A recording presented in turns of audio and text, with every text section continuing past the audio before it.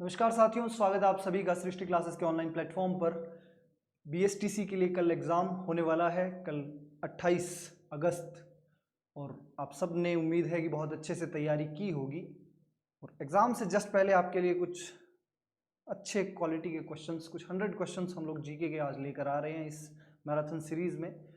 सबसे पहले आपके लिए ज्योग्राफी के क्वेश्चंस लेके आए जाएंगे, आनंद सर लेके आएंगे। उसके बाद हिस्ट्री में डील करूंगा, फिर पॉलिटी एंड कल्चर जो है रजत सर आपके लिए लेकर आएंगे। आज ज़्यादा वेस्ट आपका टाइम करेंगे नहीं, आपसे एक आपको एडवाइस यही रहेगी कि क्वेश्चंस करिए। जो चीज़ें अगर कमी लगी हो, कुछ आपको लगे कि आपके ये टॉपिक्स क्लियर नहीं है, तो उनको रिवाइज करिए। ज़्यादा लोड लेना नहीं है एग्ज़ाम का, और अच्छे से तैयारी कीजिए। All the very best. अब आनंद सर आएंगे आपके लिए ज्योग्राफी के क्वेश्चंस लेके। हेलो प्यारे बच्चों, सृष्टि क्लासेस के ऑनलाइन प्लेटफॉर्म पे आपका स्वागत है। कल आपका बेटा बीएसटीसी का एग्जाम है, इसके लिए आपको बेस्ट ऑफ लक। मैं आशा करता हूं कि आपकी तैयारी जो है बहुत अच्छी होगी, और उस तैयारी को हम और अच्छा बनाने के लिए कुछ रिवीजन क्लास लेके आए हैं। तो उस रिवीजन क्लास के माध्यम से आपको क्या मिलेगा, अपनी तैयारी को घंटे 2 घंटे में पूरी तैयारी को समेटने का मौका मिलेगा। आप अब भी बीएसटीसी के पेपर के माध्यम से आप भी शिक्षा के क्षेत्र में अपना कदम रखने के लिए जा रहे हैं। मैं आशा करता हूं आप भी बीएसटी का पेपर जो है क्वालिफाई करें, और उसके बाद अब भी एक शिक्षक बने। तो बेटा, मैं आपके लिए कुछ ज्योग्राफी के क्वेश्चन लेके आया जिससे आपकी क्विक रिवीजन हो सके और आप आसानी से अपना जो है तैयारी को देख सके, आपको रिवीजन कैसी हुई है वो कर सके। सर मेरे को स्टिक मिलेगी 1 मिनट। तो बेटा, मैं आपके सामने कुछ जो प्रश्न हैं उनके बारे में डिस्कस करूंगा, ताकि आपको आसानी से अपनी तैयारी का आंकलन हो सके। किस प्रकार रहता है देखिएगा। पहला प्रश्न मेरे सामने स्लाइड पे आता है। डग गंगाधर उच्च भूमि हिस्सा है। डग गंगाधर उच्च भूमि हिस्सा है। हाँ ठीक है। डग गंगाधर भूमि उच्च भूमि किसका हिस्सा है? आप देखिए, अरावली का हिस्सा है? नहीं जी। पूर्वी मैदान का हिस्सा है? नहीं जी। थार मरुस्थल, यह मरुस्थल शब्द ऐसा लिखा है, मरुस्थल, क्या मरुस्थल का हिस्सा है? नहीं जी। डग गंगाधर जो क्षेत्र है हड़ौती के पठार का हिस्सा रहता है। इससे एक मिलता जुलता शब्द बेटा डांगलैंड, क्या आता है? डांगलैंड, या इसे बोल देते हैं डांगलैंड की रानी। क्या बोल देते हैं? डांगलैंड। दोनों मिलते जुलते शब्द है। एग्जाम में ऐसे ही प्रश्न हमें कंफ्यूज करते हैं। डग और डांग में कोई ज्यादा फर्क नहीं रहता है। जब डग गंगाधर क्षेत्र है तो आपको बताना है हाड़ौती के पठार का हिस्सा है। हाड़ौती के पठार में भी पूछे डिस्ट्रिक्ट कौन सा आता है, तो आपको बताना है सर झालावाड़ा। झालावाड़ा जो हमारा जिला रहता है, उस क्षेत्र में डग गंगाधर क्षेत्र हमें देखने को मिलता है। परंतु आपसे पूछ ले डांगलैंड या डांगलैंड की रानी का जिक्र करें, तो आपको क्या करना है बेटा? करौली करना है। करौली करना है। बहुत आराम से इजीली हो जाएगा, कोई दिक्कत नहीं है। ज्योग्राफी के क्वेश्चन जो है बहुत ही आसान रहते हैं। ठीक है, नेक्स्ट प्रश्न पे मैं चलता हूं। अभी नेक्स्ट जो प्रश्न आता है, ओकल कास्ट जीवाश्म पार्क राजस्थान के किस जिले में स्थित है? ओकल कास्ट जीवाश्म उद्यान, बात करते हैं ये राजस्थान में कास्ट जीवाश्म मिले थे 18,000 करोड़ वर्ष पूर्व के। 18,000 करोड़ वर्ष पूर्व कास्ट जीवाश्म मिले थे। क्या बेटा? कास्ट जीवाश्म मिले थे। तो पूछा गया ओकल कास्ट जीवाश्म पार्क कहाँ पे है, तो आंसर रहता है जैसलमेर में रहता है। जैसलमेर में एक मरु उद्यान आता है, राष्ट्रीय मरु उद्यान, जो क्षेत्रफल की दृष्टि से राज्य का सबसे बड़ा अभ्यारण्य। क्षेत्रफल की दृष्टि से राजस्थान का सबसे बड़ा अभ्यारण्य आता है राष्ट्रीय मरु उद्यान, जो रहता है जैसलमेर और बाड़मेर। जैसलमेर और बाड़मेर में राष्ट्रीय मरु उद्यान आता है। राष्ट्रीय मरु उद्यान के अंदर ही हमारा ओकल कास्ट जीवाश्म देखने को मिलते हैं, जो कितने अनुमानित 18,000 करोड़ वर्ष पुराने हैं। कितने? 18,000 करोड़ वर्ष पुराने हैं। जैसलमेर में जाएंगे तो हमें सेवण घास भी जैसलमेर में देखने को मिलेगी। पूछ ले सेवण घास पट्टी कहाँ से कहाँ है, तो मोहनगढ़ से पोखरण के मध्य आपको सेवण घास पट्टी देखने को मिलेगी। गोडावण भी वहीं पर देखने को मिलेगी। तो ओकल कास्ट जीवाश्म उद्यान के बारे में पूछे तो आपका आंसर रहेगा सर जैसलमेर रहेगा। चलिए जी, नेक्स्ट प्रश्न पे चलते हैं। सांबर झील आंतरिक अपवाद क्षेत्र की नदी कौन सी है? यहां पे बेटा प्रश्न को थोड़ा सा समझना पड़ता है। कभी कभार प्रश्न एग्जामिनर उसकी लैंग्वेज को टफ कर देता है, ये भी लैंग्वेज टफ की गई है। यहाँ पर सीधा हम पूछे तो ये डायरेक्ट हमें ये पूछना चाह रहा है कि सांबर जो झील है, सांबर जो झील है उसमें कौन कौन सी नदियां लाकर अपना जल डालती है। तो कांतली नहीं जी, बांडी नहीं जी, मानसी नहीं, तो इसका आंसर रहता है मेढा। मेढा नहीं, मेंथा नाम होगा ये, मेंथा, मेंथा नाम रहता है। तो यहां पर तो हमें पूछा एक ही नदी का नाम आता है, इसके अलावा भी सांबर झील में जो गिरने वाली नदी है मेंथा आती है, मेंथा के अलावा खारी आती है, खारी के अलावा अपने रूपन गढ़ भी आती है, और एक आती है खंडेल, खंडेल। ये चार जो नदियां हैं आंतरिक प्रवाह के क्षेत्र के अंदर आती है, और ये चारों ही नदियां अपना जो जल है सांबर झील के अंदर लाके डालती है।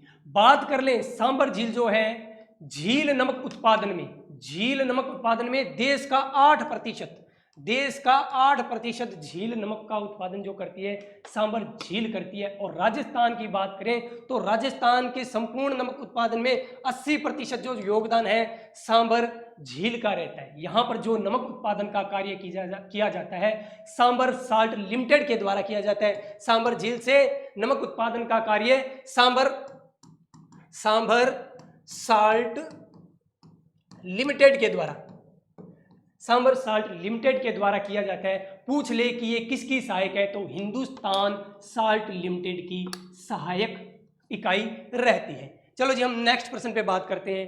कौन सी नदी, लिखा है कौन सी नदी डूंगरपुर और बांसवाड़ा जिले के बीच सीमा बनाती है।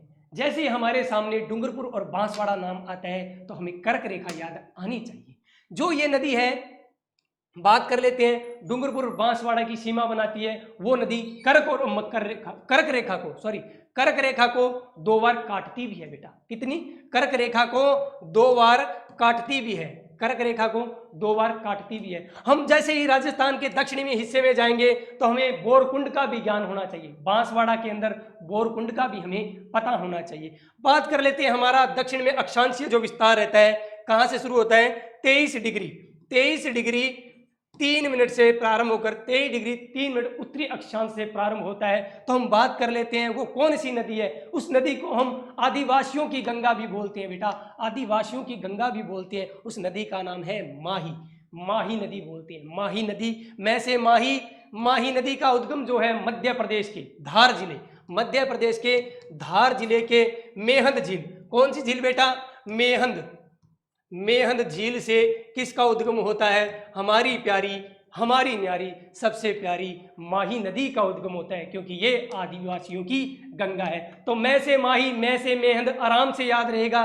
कोई दिक्कत नहीं है, आराम से कर लोगे। नेक्स्ट प्रश्न आता है, निम्न में से राजस्थान के किस जिले में ताल छापर झील पाई जाती है। पूछा है ताल छापर झील, तो ताल छापर जो झील है कहाँ पे पाई जाती है, चूरू में पाई जाती है। पूछ ले आपसे ताल छापर अभ्यारण्य कहाँ पे पाया जाता है, तो वो भी चूरू में पाया जाता है। ताल छापर अभ्यारण्य के बारे में पूछे तो आपका बताना है ताल छापर अभ्यारण्य जो है चूरू में पाया जाता है। पूछ ले काले हिरणों की शरणस्थली, काले हिरणों, कौन से इन्हें, काले हिरणों की शरणस्थली के बारे में पूछ ले तो वो भी रहती है ताल छापर अभ्यारण्य, काले हिरणों की शरणस्थली रहती है। इसके अलावा आपसे पूछ ले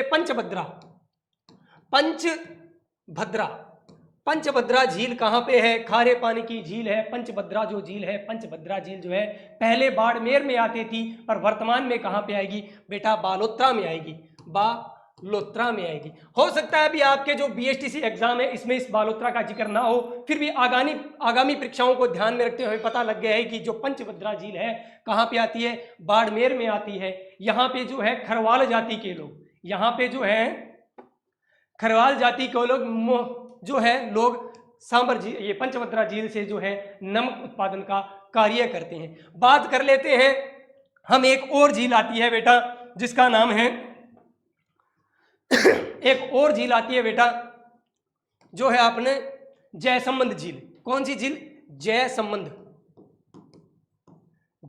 झील। जयसंबंध झील जो है बेटा पहले उदयपुर में होती थी, पर वर्तमान झीलों परिवर्तन के कारण सलुम्बर में आती है, सलुम्बर में आएगी। आपके सामने प्रश्न आता है जयसंबंध झील के पूर्व में पठारी हिस्सों को क्या कहते हैं? तो बेटा जयसंबंध झील के पूर्व में जो पठारी जो हिस्सा रहेगा, जयसंबंध झील के पूर्व में जो, ये हमारी जयसंबंध झील हो गई। जयसंबंध झील के पूर्व में कौन सी जगह है? पूर्व में जो पूछ ले आपको कौन सा पठारी हिस्सा रहता है या कौन सा पठार रहता है, तो आप बताओगे सर लासाड़िया का पठार। लासाड़िया का पठार रहता है। कौन सा रहता है? लासाड़िया का पठार रहता है। पूछ ले वर्तमान में लासाड़िया का पठार कौन से जिले के अंतर्गत आता है, तो आपका उत्तर रहेगा सर सलुम्बर के अंदर आता है। किस में आता है? सलुम्बर के अंदर आता है। चलो जी नेक्स्ट प्रश्न की तरफ बढ़ते हैं। गांधी सागर, राणा प्रताप सागर बांध निम्न में से किस नदी पर है? मैं दो और बांध जोड़ देता हूं यहां पर, जवाहर सागर, क्या जी? जवाहर सागर जोड़ देता हूं मैं, यहां पर जोड़ देता हूं कोटा बेराज। 4 बांध 2 प्रश्न में दिए हुए हैं, 2 मेरी तरफ से बना दिए हैं। पूछ ले गांधी सागर, राणा प्रताप सागर, जवाहर सागर, कोटा बेराज जो बांध रहते हैं वो कौन सी नदी पर बने हुए हैं? तो आपका जो उत्तर आएगा सर, हमारा उत्तर आएगा चंबल नदी पर रहती है। जो चंबल नदी है बेटा, चंबल नदी जो है मध्य प्रदेश में विंध्याचल पर्वत की जाना पाऊ पहाड़ी, कौन सी? जाना पाऊ पहाड़ी से निकलने वाली जो नदी है उसे चंबल कहते हैं। ये राजस्थान मध्य प्रदेश में बहती हुई यूपी में इटावा के पास यमुना में मिल जाती है और ऐसे करते करते बंगाल की खाड़ी में विलीन हो जाती है। चलो जी हम आगे प्रश्न जो देखते हैं, बहुत ही प्यारा प्रश्न। इंदिरा गांधी नहर परियोजना में लिफ्ट नहरों की संख्या कितनी है? इंदिरा गांधी नहर परियोजना में लिफ्ट नहरों की संख्या कितनी है? हम बात करें तो इसमें लिफ्ट नहरों की जो संख्या रहती है वो 7 रहती है। कितनी रहती है? 7। जो हम बात करें इंदिरा गांधी नहर परियोजना है, इसका जो उद्गम जो होता है सतलज और व्यास, सतलज और व्यास नदी के संगम से। सतलज और व्यास नदी का जहां पे संगम है, संगम हरि के बेराज से हमारी जो इंदिरा गांधी नहर परियोजना है, जिसे पश्चिमी राजस्थान की जीवन रेखा कहते हैं बेटा, इसे पश्चिमी राजस्थान की जीवन रेखा कहते हैं, मरुस्थल की गंगा भी कहते हैं, इसे मरुस्थल की गंगा भी कहते हैं। इसका जो उद्गम है सतलज और व्यास नदी के संगम पर, सतलज और व्यास नदी के संगम पर हरि के बेराज से उद्गम होकर ये पंजाब, हरियाणा और राजस्थान में 649 किलोमीटर बहती है। 649 किलोमीटर बहती है। इसमें राजस्थान में इसकी 7 लिफ्ट नहरें आती है बेटा, राजस्थान में इसकी 7 लिफ्ट नहरें आती हैं। हम बात कर लें 7 लिफ्ट नहरों की कौन कौन सी है। पहली जो लिफ्ट नहर आती है बेटा, हम पहली जो लिफ्ट नहर आती है चौधरी कुंभाराम आ रही है। कौन सी आती है? चौधरी कुंभाराम आ रही है। दूसरी जो लिफ्ट नहर आती है कंवरसेन लिफ्ट नहर। कंवरसेन जी के बाद आती है पन्नालाल बारूपाल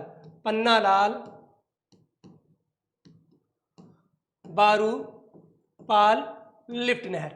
पन्नालाल के बाद आएगी वीर तेजा जी लिफ्ट नहर।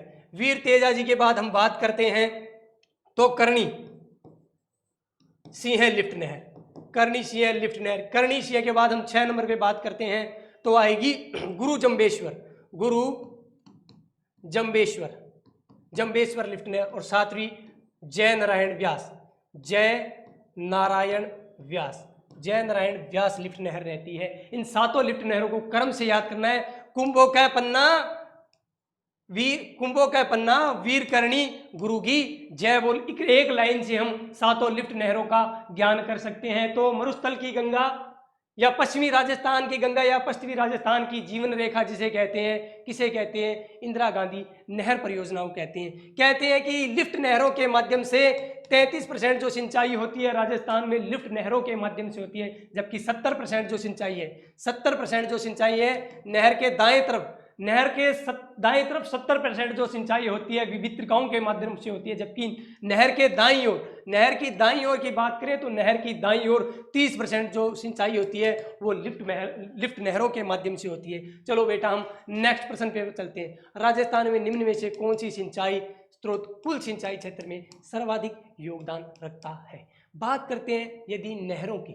अभी हमने इंदिरा गांधी नहर पढ़ी, नहरों से जो सिंचाई होती है वो लगभग पश्चिमी राजस्थान होती है, उनमें भी सर्वाधिक गंगानगर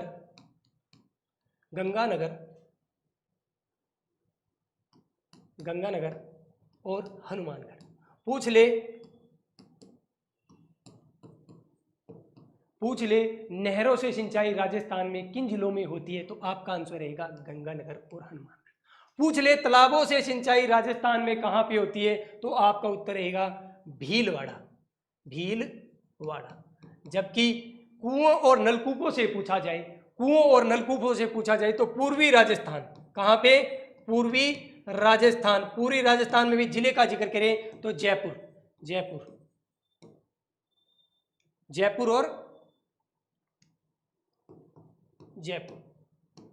और अलवर।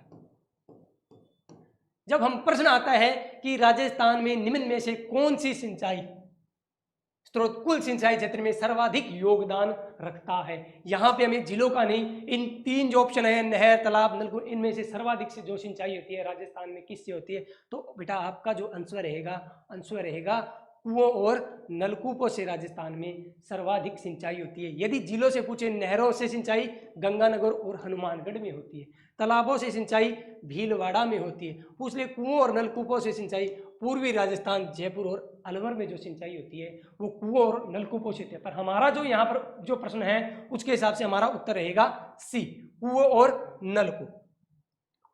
सुमेलित कीजिए, कोपेन का जलवायु वर्गीकरण दिया गया है बेटा, और उसको सुमेलित करना चाहिए। जब ऐसा प्रश्न आपको मिल जाए तो भगवान ने आपको पेपर में गॉड गिफ्ट, ईश्वर का दिया हुआ वरदान होता है सुमेलित करने वाला प्रश्न। बहुत आसानी से हमने थोड़ा बहुत भी इसको पढ़ के रखा है तो हम आराम से कर सकते हैं। बेटा आज इस क्लास के माध्यम से मैं आपको बता देना चाहता हूं, यदि आप जलवायु को पढ़ रहे हो, रिवीजन कर रहे हो, तो सिर्फ और सिर्फ कोपेन के जलवायु वर्गीकरण को ही पढ़ के चले जाना, क्योंकि जो कल प्रश्न छपेगा पेपर में, जो कल आपके सामने प्रश्न आएगा वो संभावित है कोपेन के जलवायु वर्गीकरण से ही देखने को मिलेगा। देखते हैं हम कोपेन के जलवायु वर्गीकरण को और इनका मिलान करते हैं। बेटा हमें जो देखना है, पहले कोपेन का जलवायु वर्गीकरण मैं आपको बना के दिखाता हूं। यहाँ पे थोड़ा सा,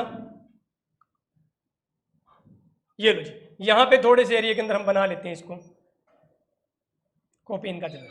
सबसे हम पहले पश्चिमी राजस्थान की बात करें तो पश्चिमी राजस्थान में कोपेन के अनुसार किस प्रकार की जलवायु रहती है? BWHW प्रकार की जलवायु रहती है। बाद में BSHW। दक्षिण में जाएंगे हम, दक्षिण में जाते हैं तो AW प्रकार की जलवायु रहती है, और बीच में मध्य का जो भाग रह गया CWG।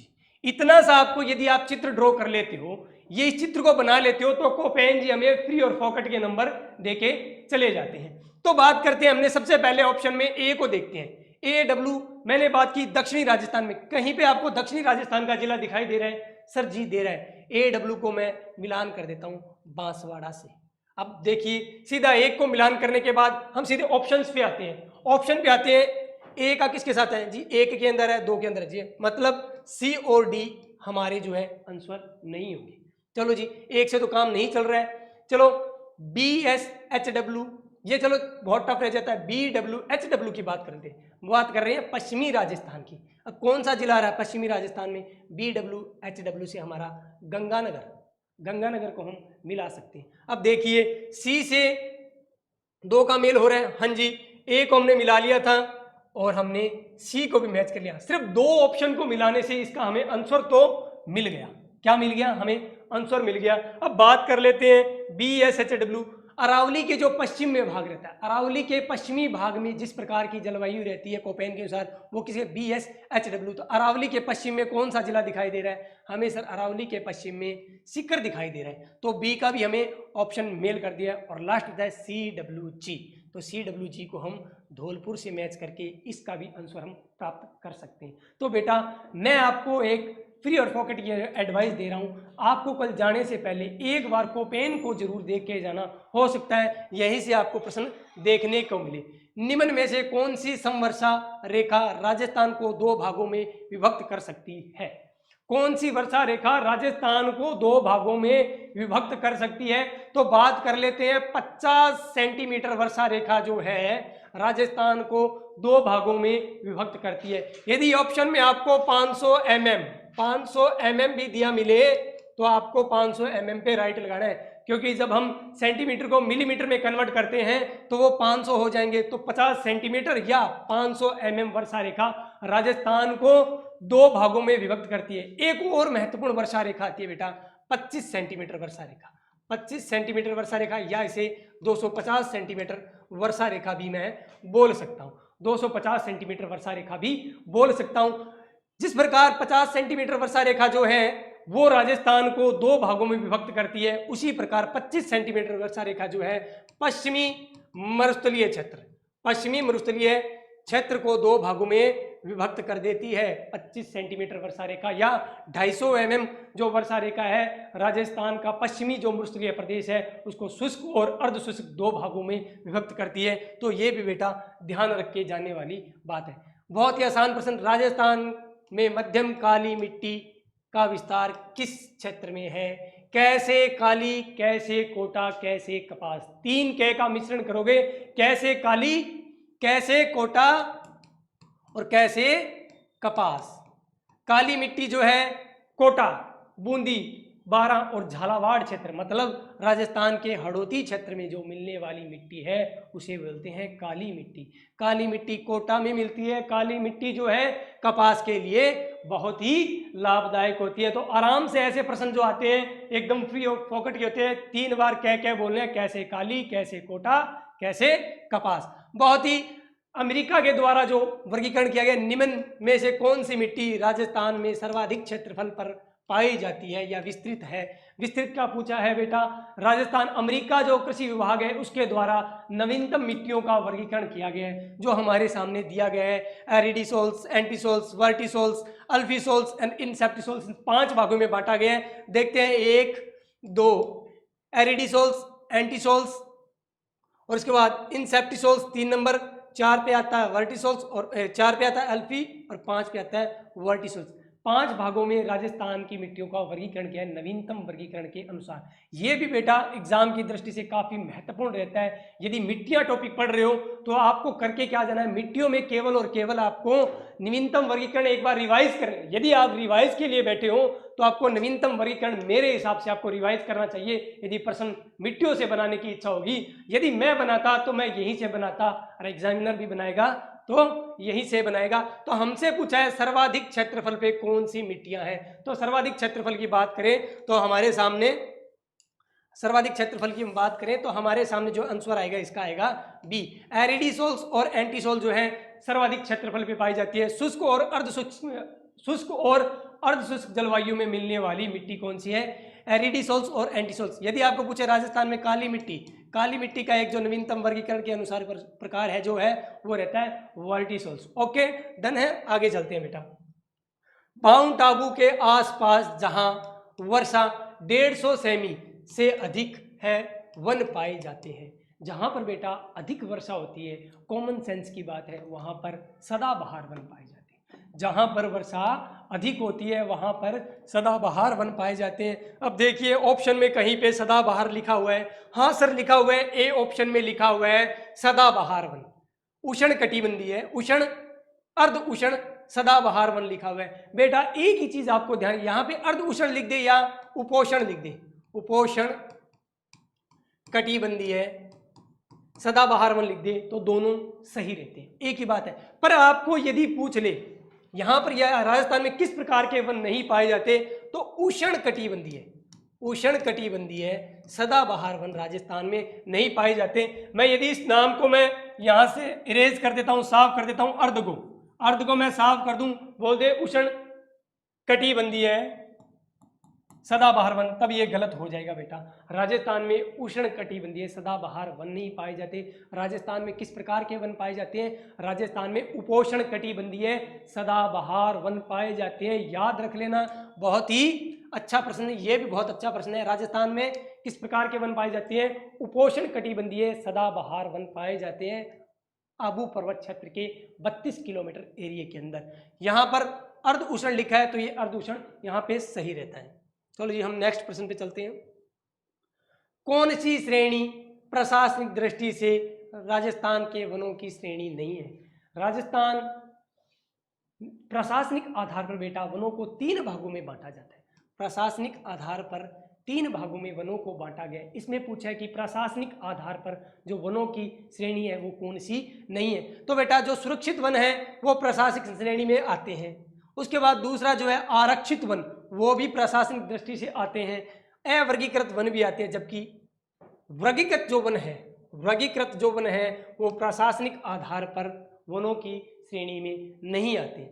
बात कर ले दूसरा, इसी से प्रश्न बने कि राजस्थान में प्रशासनिक आधार पर कौन से वन सर्वाधिक मिलते हैं? तो बात करेंगे जो सर्वाधिक वन मिलेंगे सुरक्षित वन जो है राजस्थान में सर्वाधिक मिलेंगे। बात कर ले ये 56.43% भाग पर राजस्थान के मिलते हैं। राजस्थान के कौन से जिले में सर्वाधिक सुरक्षित वन देखने को मिलते हैं? तो बेटा 12 जिले में। कौन से जिले में? 12 जिले में सर्वाधिक सुरक्षित वन देखने को मिलते हैं। इसी प्रकार आरक्षित या रिजर्व वनों की बात करें तो आरक्षित या रिजर्व वन जो है उदयपुर जिले में हमें देखने को मिलते हैं। उसी प्रकार राजस्थान में सबसे कम मात्रा में पाए जाने वाले जो वन है अवर्गीकरण बीकानेर जिले में मिलते हैं। कहाँ पे मिलते हैं? बीकानेर में इस प्रकार के वन देखने को मिले। पूछ ले राजस्थान में सर्वाधिक वन क्षेत्र कौन से जिले में है? तो आपका उत्तर रहेगा राजस्थान में सर्वाधिक वन क्षेत्र कहाँ पे? उदयपुर में। पूछ ले राजस्थान में प्रतिशत के आधार पर वन क्षेत्र कितना, कौन से प्रतिशत के आधार पर सर्वाधिक वन क्षेत्र कहाँ पे मिलता है? तो बता सकते हो आप उदयपुर में रहता है। आपसे पूछे राजस्थान में न्यूनतम वन क्षेत्र कहाँ पे है? तो आप बताओगे बेटा चूरू के अंदर न्यूनतम वन क्षेत्र पाया जाता है। चूरू में बेटा गर्मी और सर्दी अधिक पड़ने का मुख्य कारण भी यही रहता है कि वहां पर वनस्पति का आवरण जो है कम रहता है। देखिए एक एक प्रश्न से 10-10 प्रश्नों के उत्तर हमें मिल रहे हैं, तो ये क्लास आपके लिए जो है रामबाण साबित होगी बेटा। रामबाण। मारवाड़ टीका किस वृक्ष को कहा जाता है? बेटा प्रश्न आया है मारवाड़ टीका किस वृक्ष को कहा जाता है, या मारवाड़ का सागवान भी बोल दे। मारवाड़ का सागवान भी बोल दे तो किस वृक्ष को कहा जाता है? सर बोल देते हैं रोहिड़े को मारवाड़ का सागवान कहा जाता है। पूछ ले राजस्थान का राज्य पुष्प कौन सा है? तो सर मारवाड़ का राज्य पुष्प रोहिड़ा ही रहेगा। बेटा 1983 के अंदर जो रोहिड़े को है राजस्थान का राज्य पुष्प का दर्जा दिया गया था।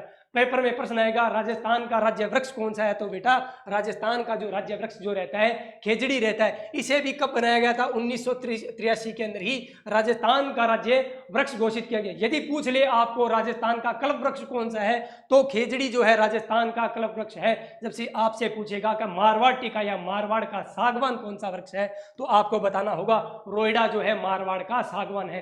पूछ ले रोहिड़े का वैज्ञानिक नाम क्या है? तो टिकुमेला एंडुलेटा आपको बता करके आसानी से उसका उत्तर देना है कि रोहिड़े को वैज्ञानिक भाषा में टिकुमेला एंडुलेटा बोला जाता है। क्या बोला जाता है? टिकुमेला एंडुलेटा बोला जाता है। बात कर ले हम सागवान की। सागवान दक्षिणी राजस्थान में जो पाया जाता है डूंगरपुर और बांसवाड़ा वनमंडल क्षेत्र में किस प्रकार के वृक्ष हमें देखने को मिलते हैं? सागवान के वृक्ष देखने को मिलते हैं। पूछ ले कि राजस्थान के डूंगरपुर और बांसवाड़ा जिले में कौन से वृक्ष पाए जाएंगे? तो सागवान के वृक्ष पाए जाएंगे। पूछ ले कि शुष्क सागवान वन कहाँ पे मिलते हैं? तो बांसवाड़ा वन मंडल में मिलते हैं बेटा, बांसवाड़ा वन मंडल में मिलते हैं। चलो नेक्स्ट प्रश्न पे चलते हैं। प्रोजेक्ट टाइगर प्रश्न है, प्रोजेक्ट टाइगर किस वर्ष आरंभ किया गया? तो प्रोजेक्ट जो टाइगर है 1973 के अंदर आरंभ किया गया है। जबकि 1972 की बात करते तो वन्य जीव सुरक्षा अधिनियम 1972 में क्या आया था बेटा? वन्य जीव सुरक्षा अधिनियम। क्योंकि आप और मेरे जैसे कुछ दुराचारी जो लोग हैं, हमारे जो प्यारे प्यारे जीव हैं उनको मार रहे हैं, तो उनको सुरक्षा प्रदान करने के लिए क्या किया गया? 1972 में वन्य जीवों की सुरक्षा के लिए वन्य जीव सुरक्षा अधिनियम लाया गया, जिसके अंतर्गत जानवरों को सुरक्षा प्रदान की जाती है। जबकि 1973 की बात करें तो 1973 में आया प्रोजेक्ट टाइगर का आया। पूछ ले राजस्थान के अंदर नवीनतम बाघ परियोजना कहाँ पे शुरू की गई? अभी करंट का प्रश्न बना है, धौलपुर और करौली क्षेत्र को नए टाइगर रिजर्व क्षेत्र के रूप में घोषित किया गया है। ओके जी, आगे चलते हैं। कौन सा राष्ट्रीय उद्यान रामसरा साइट में सम्मिलित किया गया है? राजस्थान में दो जो क्षेत्र हैं रामसरा साइट के अंदर आते हैं। उद्यान की बात करें तो केला देवी राष्ट्रीय जो उद्यान है केला देवी राष्ट्रीय जो उद्यान है उसे रामसरा साइट के अंदर सम्मिलित किया गया। दूसरी जो साइट की बात करें सांबर झील क्षेत्र, सांबर झील क्षेत्र को भी सांबर साइट्स के अंदर रामसरा साइट्स के अंतर्गत इसे सम्मिलित किया गया। नेक्स्ट जो प्रश्न आता है हमारे सामने, अमन ओस तथा बोरो फसल किससे संबंधित है? फसलों की किस्म है और नीचे ऑप्शन दिया है गन्ना, चावल, चाय और गेहूं, इनमें से ये किसकी फसल रहती है? तो बेटा आसानी से उत्तर देना है। अमन ओस और बोरो जो है चावल की किस्म है। अमन ओस और बोरो चावल की किस्म है। एग्जाम में काफी बार इस प्रश्न को पूछा गया है। दूसरा है जो माही कंचन और माही ध्वल, याद रखना बेटा।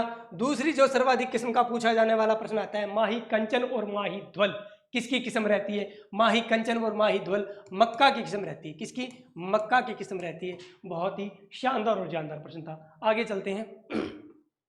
राष्ट्रीय सरसों अनुसंधान केंद्र अवस्थित है। तो बेटा सह से सरसों और सह से शेवर, आसानी से उत्तर मिलते हैं। मैं हमारी जो सृष्टि क्लास है वो बच्चों को बेटा रटाती नहीं है, उनको ऐसा समझाती है कि उन्हें एक बार देखते ही यहाँ पे कोई याद करने की जरूरत नहीं है। सरसों अनुसंधान दिया गया, सह से सरसों सह से सेवर, कोई याद करने की जरूरत है? आसानी से हमें इसका उत्तर मिलता है। राष्ट्रीय सरसों अनुसंधान केंद्र कहाँ पे है? तो सेवर भरतपुर में। पूछ ले राष्ट्रीय बीजीय मसाला अनुसंधान कहाँ पे है? तो TGB तय बीजी अजमेर के अंदर आता है बेटा। अजमेर के अंदर आता है। हमसे पूछ ले काजरी कहाँ पे है? तो जोधपुर बोलेंगे। हमसे पूछ लिए आफरी कहाँ पे है? तो जोधपुर बता देंगे। इस प्रकार कुछ अनुसंधान है, कृषि जब चैप्टर पढ़ रहे हो तो उन अनुसंधान क्षेत्रों का थोड़ा सा देख लेने का, कौन से अनुसंधान के अंदर कहाँ पे रहते हैं आपको पता चल जाएगा। आज की स्लाइड का सबसे शानदार प्रश्न बोल सकता हूँ इसे, और पेपर में मैंने 2 प्रश्न लिए हैं इसी टाइप के, और हो सकता है ये भी कल आपको एग्जाम में देखने के लिए मिल सकते हैं। और जाने से पहले पूछा गया है राजस्थान में सबसे छोटा कृषि जलवायु प्रदेश। बेटा कृषि जलवायु प्रदेश जब पूछा है, ट्रेंडिंग प्रश्न है, आता ना इस चीज का ट्रेंड चल रहा है, तो अभी एग्जाम की दृष्टि से इसका ट्रेंड ही चल रहा है बेटा। कृषि जलवायु प्रदेश जो है 10 है। पहला तो ये याद रखना, कृषि जलवायु प्रदेश कितने हैं? 10 है। अभी तक मैंने इसे 2 ही टाइप के क्वेश्चन देखे, सबसे बड़ा और छोटा। तो राजस्थान में सबसे छोटा कृषि जलवायु प्रदेश कौन सा है? आर्द्र दक्षिणी मैदान। दक्षिण आता है तो डूंगरपुर बांसवाड़ा अपने दिमाग में सेव रहता ही है। चलो जी नेक्स्ट प्रश्न पे हम चलते हैं। राजस्थान में सबसे बड़ा कृषि जलवायु प्रदेश, दूसरा जो प्रश्न आता है, पहले छोटे का बता दिया, दूसरे का बड़े का जिक्र करते हैं। तो यहाँ पे बी ऑप्शन सही रहेगा। फर्स्ट सी अति शुष्क आंशिक सिंचित जो क्षेत्र है राजस्थान का सबसे बड़ा कृषि जलवायु प्रदेश रहता है। पूछ ले इसमें जिले कौन से आते हैं? तो JCB, एक मशीन आती है मिट्टी खोदने वाली, उसका नाम होता है, अपने रख लिया है JCB। ठीक है। जैसलमेर, चूरू और बीकानेर का जो क्षेत्र आता है अति शुष्क आंशिक सिंचित क्षेत्र के अंदर आता है। आसानी से बेटा आप इसको भी आंसर दे सकते हो। चलो जी, राष्ट्रीय बकरी अनुसंधान संस्थान कहाँ पे है? बकरियों के लिए जो अनुसंधान किया जाता है वो आविका नगर टोंक में किया जाता है बेटा। आविका नगर टोंक में किया जाता है, टोंक में। बहुत आसान सा प्रश्न था। जबकि सूरतगढ़ के बारे में पूछे, अजमेर में तो मैंने बता दिया बीजीय मसाला अनुसंधान के अंदर रहता है। टोंक में पूछे, ये सूरतगढ़ में पूछे तो राष्ट्रीय कृषि फॉर्म की स्थापना जो की गई है वो सूरतगढ़ में की गई है। चलो जी नेक्स्ट प्रश्न पे चलते हैं। निम्न में से कौन सा सही सुमेलित है? इसमें पूछा गया कुछ पशु और उनकी नस्लें दी गई है, क्या वो सुमेलित है या नहीं, इसे हमें पता लगाना है। तो मुर्रा भैंस की नस्ल है, सही है सर। सोनारी भेड़ की नस्ल है, हमें क्या बताना है? सही नहीं है। एग्जाम टाइम में बेटा ये देखना है सही है कि नहीं है। इन चीजों पे थोड़ा सा अंडरलाइन करके गौर करोगे, आसानी से आप उत्तर दे पाओगे। ठीक है। तो मुर्रा जो है भैंस की नस्ल है, सोनारी जो है भेड़ की नस्ल है, नाचना ऊंट की नस्ल है, जबकि गोमट जो है गाय की नस्ल नहीं है, गोमट जो है ऊंट की नस्ल है बेटा। किसकी नस्ल है? ऊंट की नस्ल रहती है। कौन सी? गोमट। उसकी यदि राठी लिखा हुआ था तो हम गाय कर देते बेटा। नाचना, नाचना है जो नाचना गांव है जैसलमेर का, वहां के जो ऊंट है नाचने के लिए पूरे भारतवर्ष में प्रसिद्ध है। तो नाचना गांव का ऊंट जो है नृत्य के लिए प्रसिद्ध। यहाँ पे हमारा जो सही आंसर रहेगा कि कौन सा सुमेलित नहीं है, तो इस पे हम सी ऑप्शन पे जाके हमारा जो है आंसर कर देंगे। नेक्स्ट प्रश्न देखते हैं।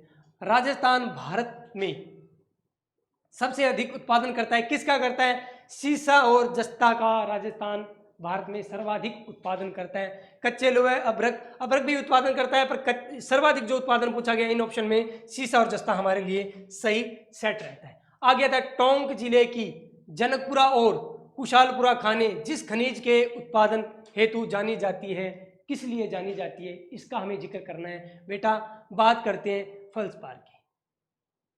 पहले बात करते हैं फल्सपार की। इसका जो उत्तर रहता है टोंक जिले में जनकपुरा और कुशालपुरा जो है गौरनेट के लिए जानी जाती है। किसके लिए जानी जाती है? गौरनेट के लिए जानी जाती है। कोई दिक्कत नहीं है, कर दोगे।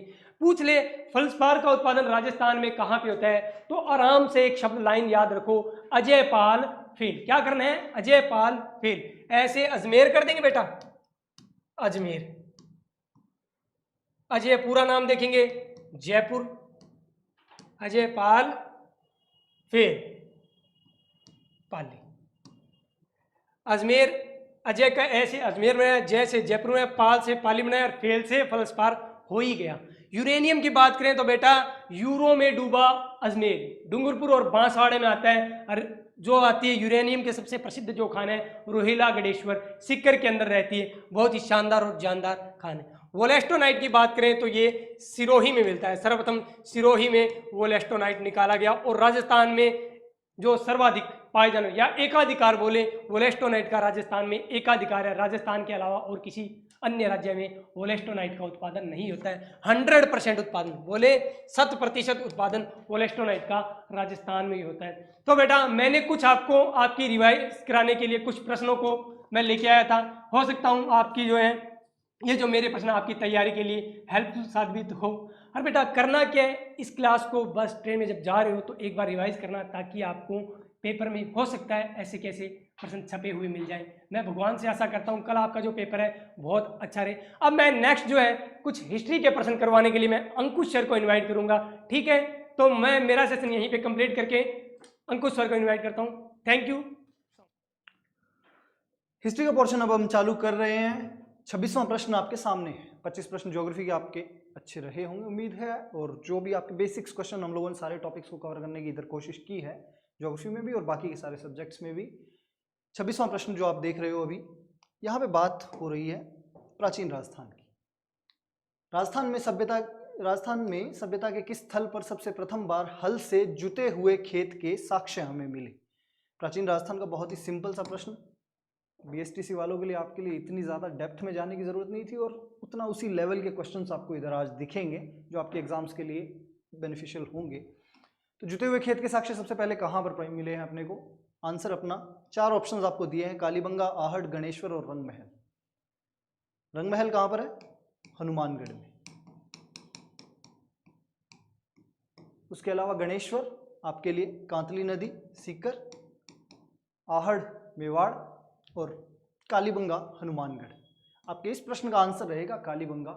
प्राग हड़प्पा कालीन जो जुता हुआ खेत हमें मिलता है वो हमें कालीबंगा से मिला है। कालीबंगा सभ्यता खुद घग्गर नदी के किनारे हनुमानगढ़।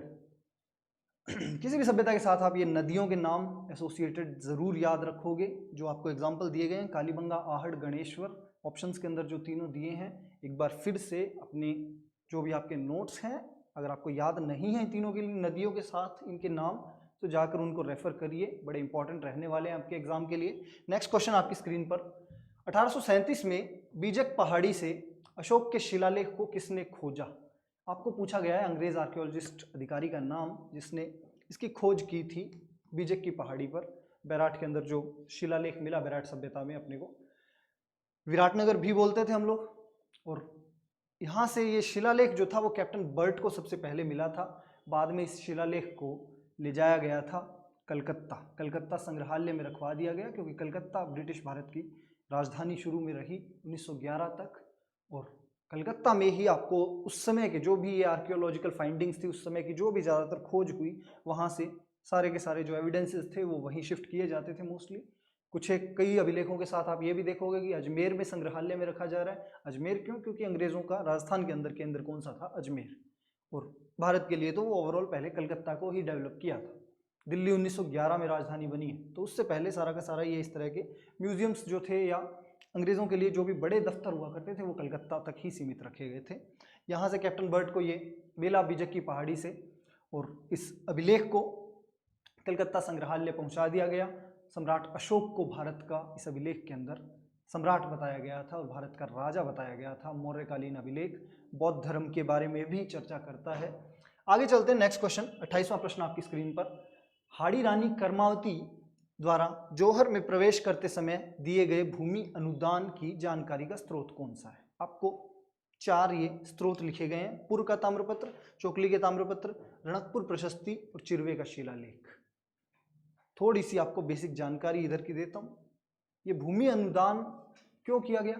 देखो, पहली लाइन आपके सामने लिखी क्या हुई है कि हाड़ी रानी कर्मावती ने जौहर में प्रवेश करते समय, जब भी साका होता था, साके में 2 भाग होंगे आपके, एक जौहर, महल की सारी महिलाएं जौहर करेगी, अग्नि स्नान करेगी, अग्नि के लिए खुद को अर्पित कर देगी।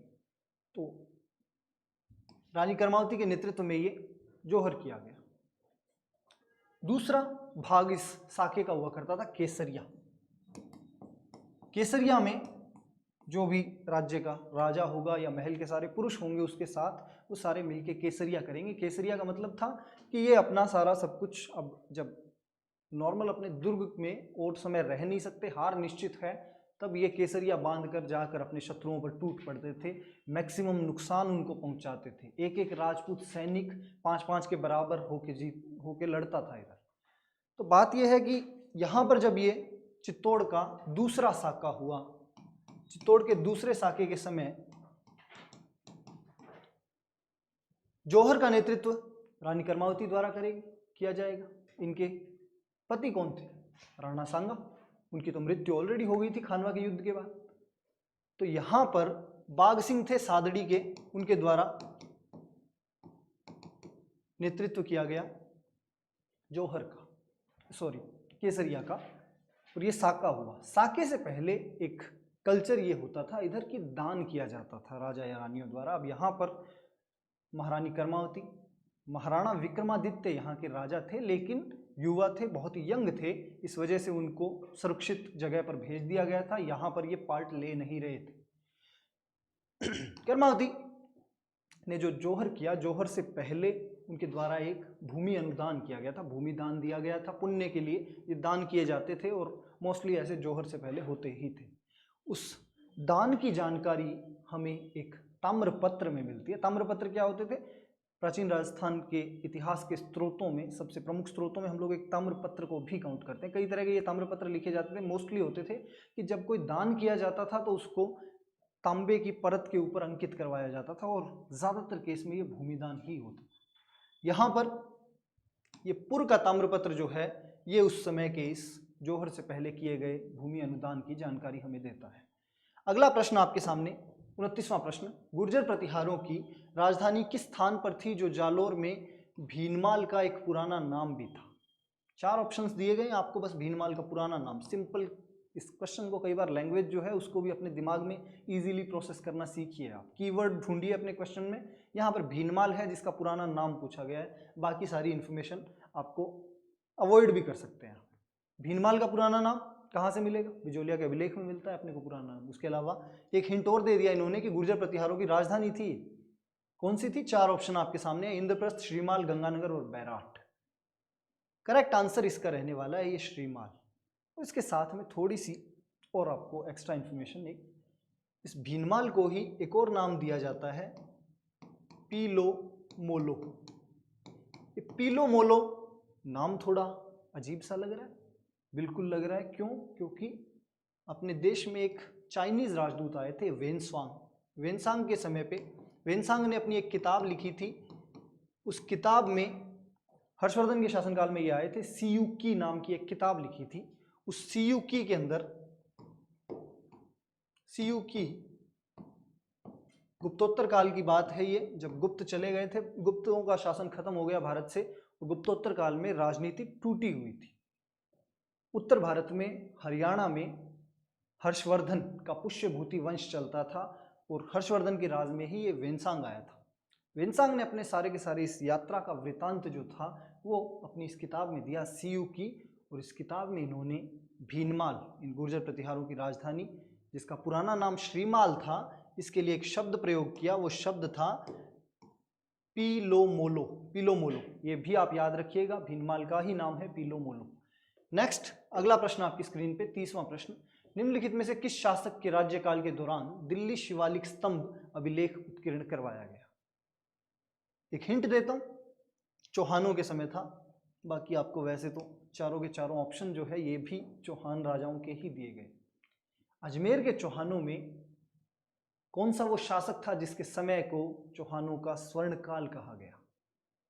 याद आ जाना चाहिए आपको, विग्रहराज चतुर्थ। क्यों बोला जा रहा था विग्रहराज चतुर्थ के शासन को चौहानों का स्वर्णकाल?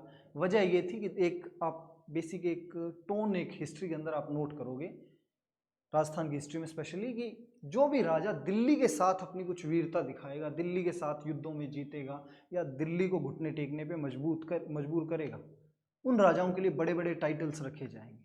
आगे भी आएंगे कुछ ऐसे प्रश्न, या और वीडियोज़ में भी आपको ये चीज़ मैं रिवाइज करवाऊंगा। यहाँ पर ये विग्रहराज चतुर्थ को ऐसा इसीलिए बोला गया क्योंकि इसने दिल्ली जीती थी। और इस शिवालिक स्तंभ के अंदर, शिवालिक स्तंभ अभिलेख जो है, इस स्तंभ अभिलेख के अंदर बात की गई है, इनको बोला गया कि विग्रहराज चतुर्थ ने मलेच्छों का वध किया था। ये मलेच्छ यहाँ पे बोल रहे हैं, तुर्की आक्रमणकारियों को भी इन्होंने खदेड़ा था। इस वजह से विग्रहराज चतुर्थ का शासनकाल जो था वो बोला जाता है कि चौहानों का स्वर्णकाल था। और इस दिल्ली शिवालिक स्तंभ लेख के अंदर हमें ये जानकारी भी मिलती है कि इन्होंने तुर्कियों को भी हराया है। अगला प्रश्न आपकी स्क्रीन पे है, 31वां। विषम घाटी पंचानन की संज्ञा मेवाड़ के किस शासक को दी जाती है? बहुत ही सिंपल प्रश्न। विषम घाटी पंचानन,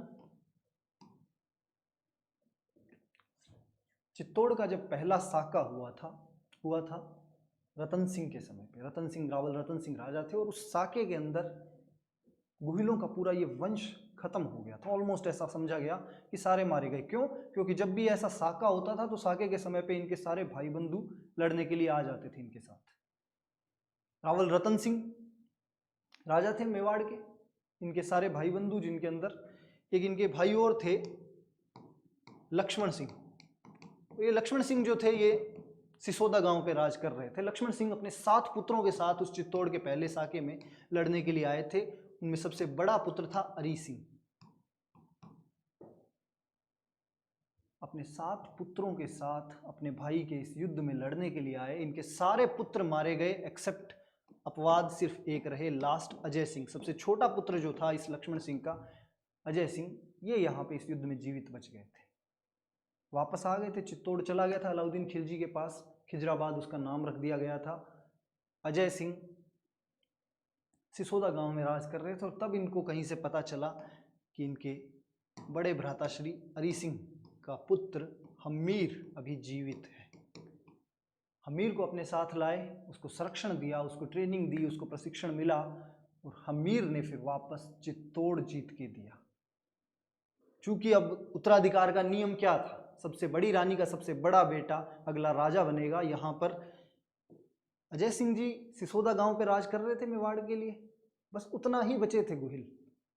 इन्होंने लेकिन इस उत्तराधिकार नियम का पालन करते हुए अपने सबसे बड़े भाई अरी सिंह के बड़े पुत्र हमीर को इस गद्दी का उत्तराधिकारी घोषित किया कि असली उत्तराधिकारी ये हैं, हमीर वापस जीतेगा चित्तौड़, और हमीर सोनगरों को हरा के वापस जीतेगा। क्योंकि देखो, अलाउद्दीन खिलजी ने इसका नाम खिजराबाद रखा, अपने पुत्र को दिया खिज्र खां को, लेकिन खिज्र खां चित्तौड़ में ज़्यादा दिन टिक नहीं पाया।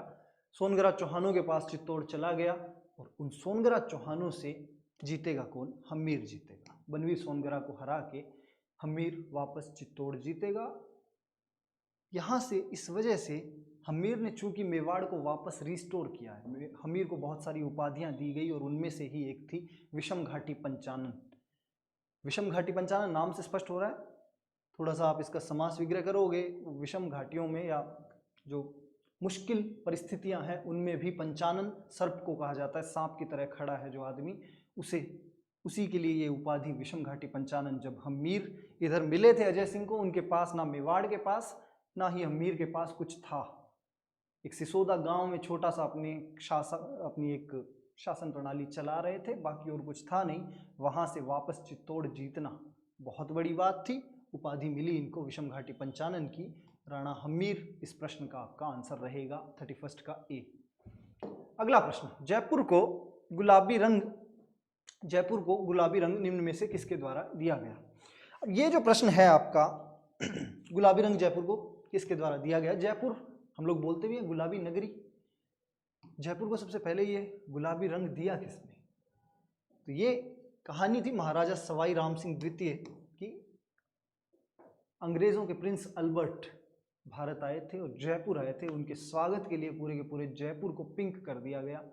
रंग, ये जो गुलाबी नगरी का गुलाबी रंग है, ये दिया गया था राम सिंह द्वितीय के समय पे।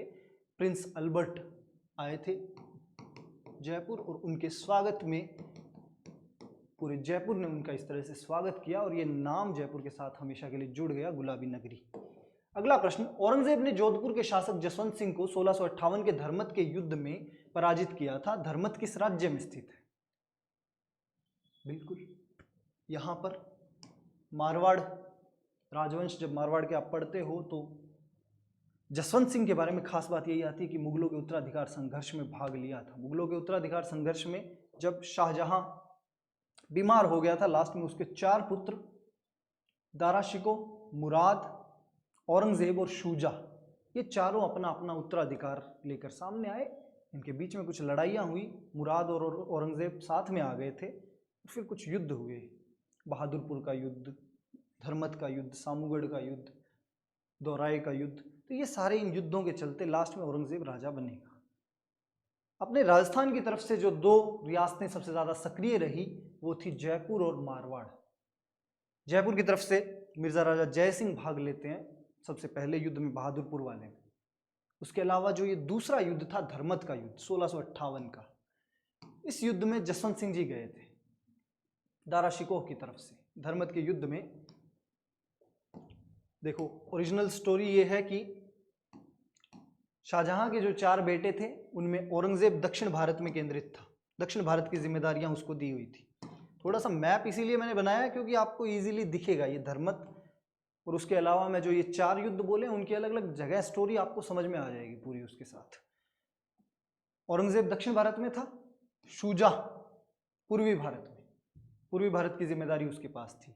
मुराद बख्श पश्चिमी भारत, गुजरात और महाराष्ट्र वाले रीजन को देखता था, और उसके अलावा दारा शिकोह जो सबसे बड़ा पुत्र था वो यहीं मुगलों की सत्ता चला करती थी आगरा और दिल्ली से। दारा शिकोह को सबसे फेवरेट पुत्र था शाहजहां का, इसलिए उसको रखा हुआ है दिल्ली में। दिल्ली और पंजाब वाला एरिया जो है वो इसके पास था। जैसे ही शाहजहां बीमार पड़ा, दारा शिकोह इसके पास आ गया। बाकी के तीनों भाई अलग अलग तरीके से युद्ध करने के लिए कोशिश करेंगे, आएंगे। पहला युद्ध जो था बहादुरपुर का, उसमें शुजा आया था इस तरफ से पहले युद्ध के लिए। हमारा वो क्वेश्चन से लेना देना है नहीं। शुजा से लड़ने के लिए मिर्जा राजा जय सिंह को भेजा गया था सुलेमान शिकोह के साथ। उस पहले युद्ध के अंदर, बहादुरपुर के युद्ध के अंदर जीत हो गई थी मिर्जा राजा जय सिंह और सुलेमान शिकोह की। शुजा हारकर भाग गया। अब दूसरी तरफ से मैंने आपको एक चीज अभी बोली कि ये मुराद और औरंगजेब जो है ये एक गठबंधन बना लेंगे, मिलकर अटैक करेंगे। मुराद कहां से आ रहा है? गुजरात से। औरंगजेब कहां से आ रहा था? दक्षिण भारत से, साउथ इंडिया से। और दोनों मिलके रवाना होंगे धर्मत के युद्ध के लिए। धर्मत पड़ता था मध्य प्रदेश में। दोनों की संयुक्त सेना आएगी धर्मत के युद्ध में। राजस्थान की तरफ से, अपने दिल्ली की तरफ से दारा शिकोह का रिप्रेजेंटेशन करने के लिए दारा शिकोह की तरफ से आएगा जसवंत सिंह और कासिम गुजरात का नया नवाब बनाया गया था। लेकिन ये कासिम साहब जो थे ये पहले ही डर के भाग लिए, वहां से युद्ध में भाग ही नहीं लिया। जसवंत सिंह अकेले कब तक लड़ते? और जसवंत सिंह के बारे में अलग अलग ये एक चीज कई इतिहासकार बोलते हैं कि वो इस युद्ध में घायल हुए थे इसलिए बाहर ले जाया गया, और कई बोलते हैं भाग गए थे। जो भी था, इस युद्ध में जीत हुई औरंगजेब की। धर्मत का युद्ध औरंगजेब जीता, जसवंत सिंह इस युद्ध से हारकर बाहर रहे। वापस आने के बाद इनके साथ और भी कुछ घटनाएं रही, वो भी इतिहासकारों में बड़ा एक इंटरेस्टिंग स्टोरीज बिल्ड करती है कि जसवंत सिंह की रानी जसवंत देव ने वापस आने के बाद में गेट नहीं खोले, दुर्ग के दरवाजे उनके लिए बंद कर दिए थे। तो इस तरह की जिल्लत का सामना भी करना पड़ा था। बात मोटा मोटी यही थी कि धर्मत के युद्ध के अंदर जसवंत सिंह हारे थे। और धर्मत था कहाँ पर? मध्य प्रदेश में था। लॉजिक आपको समझ में आ रहा होगा कि मुराद इधर से निकला था गुजरात से, और इस साइड पड़ता है अपने इंडिया का मैप अगर आपको रफ आइडिया हो तो इधर गुजरात की इस तरफ आपको मध्य प्रदेश पड़ेगा, दक्षिण भारत की तरफ से औरंगजेब आया था। दोनों की संयुक्त सेनाएं धर्मत के इस युद्ध में जसवंत सिंह के साथ लड़ी थी। अगला प्रश्न, लाटा और कुंता का संबंध किससे है? क्या थे ये लाटा और कुंता? विजोलिया किसान आंदोलन की वजह, और उस वजहों में राजस्थान के किसानों में जो ये द्वेष उमड़ पड़ा था, उसकी वजह मेनली एक ये लाटा कुंता की पद्धति। था क्या लाटा कुंता? अपनी उपज के ऊपर टैक्स लगता था। इधर भूमि पर जितनी उपज होगी उस पर टैक्स होगा। उपज कितनी है इसको गिनने के लिए पहले उस समय पे ये, अब आजकल हम लोग ये शब्द सुनते हैं कि इलेक्ट्रिक वेइंग मशीन आ गई है, धर्म कांटे बड़े बड़े, वो जहाँ पर आपका जो टोटल माल है उसको वे किया जा सकता है, उसका वजन देखा जा सकता है और आपको उस हिसाब से रेट मिल जाते हैं। यहाँ पे बात थोड़ी पहले की हो रही है, तो उस समय पे इतनी व्यवस्थाएं थी नहीं। आज भी चलती है ये लाटा कुंता व्यवस्था जो है, ये हम लोग अपने लोकल घरेलू शब्द में ये कूंत लेना, मारवाड़ी के अंदर एक शब्द होता है कि इसको कोई चीज़ को अंदाज़ा लगा के उसका एक काउंट ले लेना। अब यहाँ पे ये लाटा कुंता का संबंध किससे था? कि होता ये था कि उपज को टोटल क्वांटिफाई किया नहीं जा सकता था, तो उसके लिए एक अंदाज़ा लगाया जाता था। गठरियाँ रखी जाती थी, गठरियाँ बांध के और उन गठरियों को गिन लिया जाता था, कूंत लिया जाता था कि इतनी गठरियाँ ये इस हिसाब से लग रही है और उसके अकॉर्डिंग राजा उससे टैक्स लेगा। लेकिन लाटा और कुंता की पद्धति के अंदर इसमें ये जो गट्ठर बनाए जाएंगे, गठरियाँ बनाई जाएगी, उनका साइज भी अलग हो सकता था। और जो कूंतने का सिस्टम हुआ कि अंदाज़ा लगाया जा रहा है कि इतनी गठरियाँ है या इतना आपने अनाज इधर पैदा किया और इस पर मेरे को आप इतना टैक्स दोगे। उसमें एक भ्रष्टाचार का स्कोप रहता है, क्योंकि आप सही एक तो मैं आपको एक इलेक्ट्रिक मशीन रखी है, उसके ऊपर आपको एग्जैक्ट वजन बता दूं किसी चीज़ का, और दूसरा एक अंदाज़ा लगा रहा हूँ। अंदाज़ा लगाने में हमेशा से एक तरह से एक नॉन साइंटिफिक होगा ये, और दूसरी बात इसमें भ्रष्टाचार का स्कोप रहेगा, जो भ्रष्टाचार इधर हो रहा था, जिसकी वजह से किसान नाराज थे। किसानों के मुद्दे जो है उनमें से एक ये लाटा कुंता पद्धति भी थी। ऑप्शंस आपके सामने है चारों, करेक्ट आंसर क्या होगा आप देख सकते हैं। सुविधाओं पर लगाए जाने वाले कर से, उपज पर कर आंकने की पद्धति से, वही बात। सी इस क्वेश्चन का आपका करेक्ट आंसर रहेगा। नेक्स्ट क्वेश्चन, 35वां प्रश्न आपके सामने।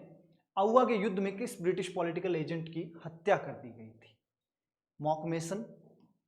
1857 की क्रांति के दौरान राजस्थान के अंदर बहुत गिने चुनी जगहों पे ये क्रांति देखने को मिली, लेकिन यहाँ मॉकमेसन की हत्या करके आउवा के किले पर टांग दिया गया था इसका सिर।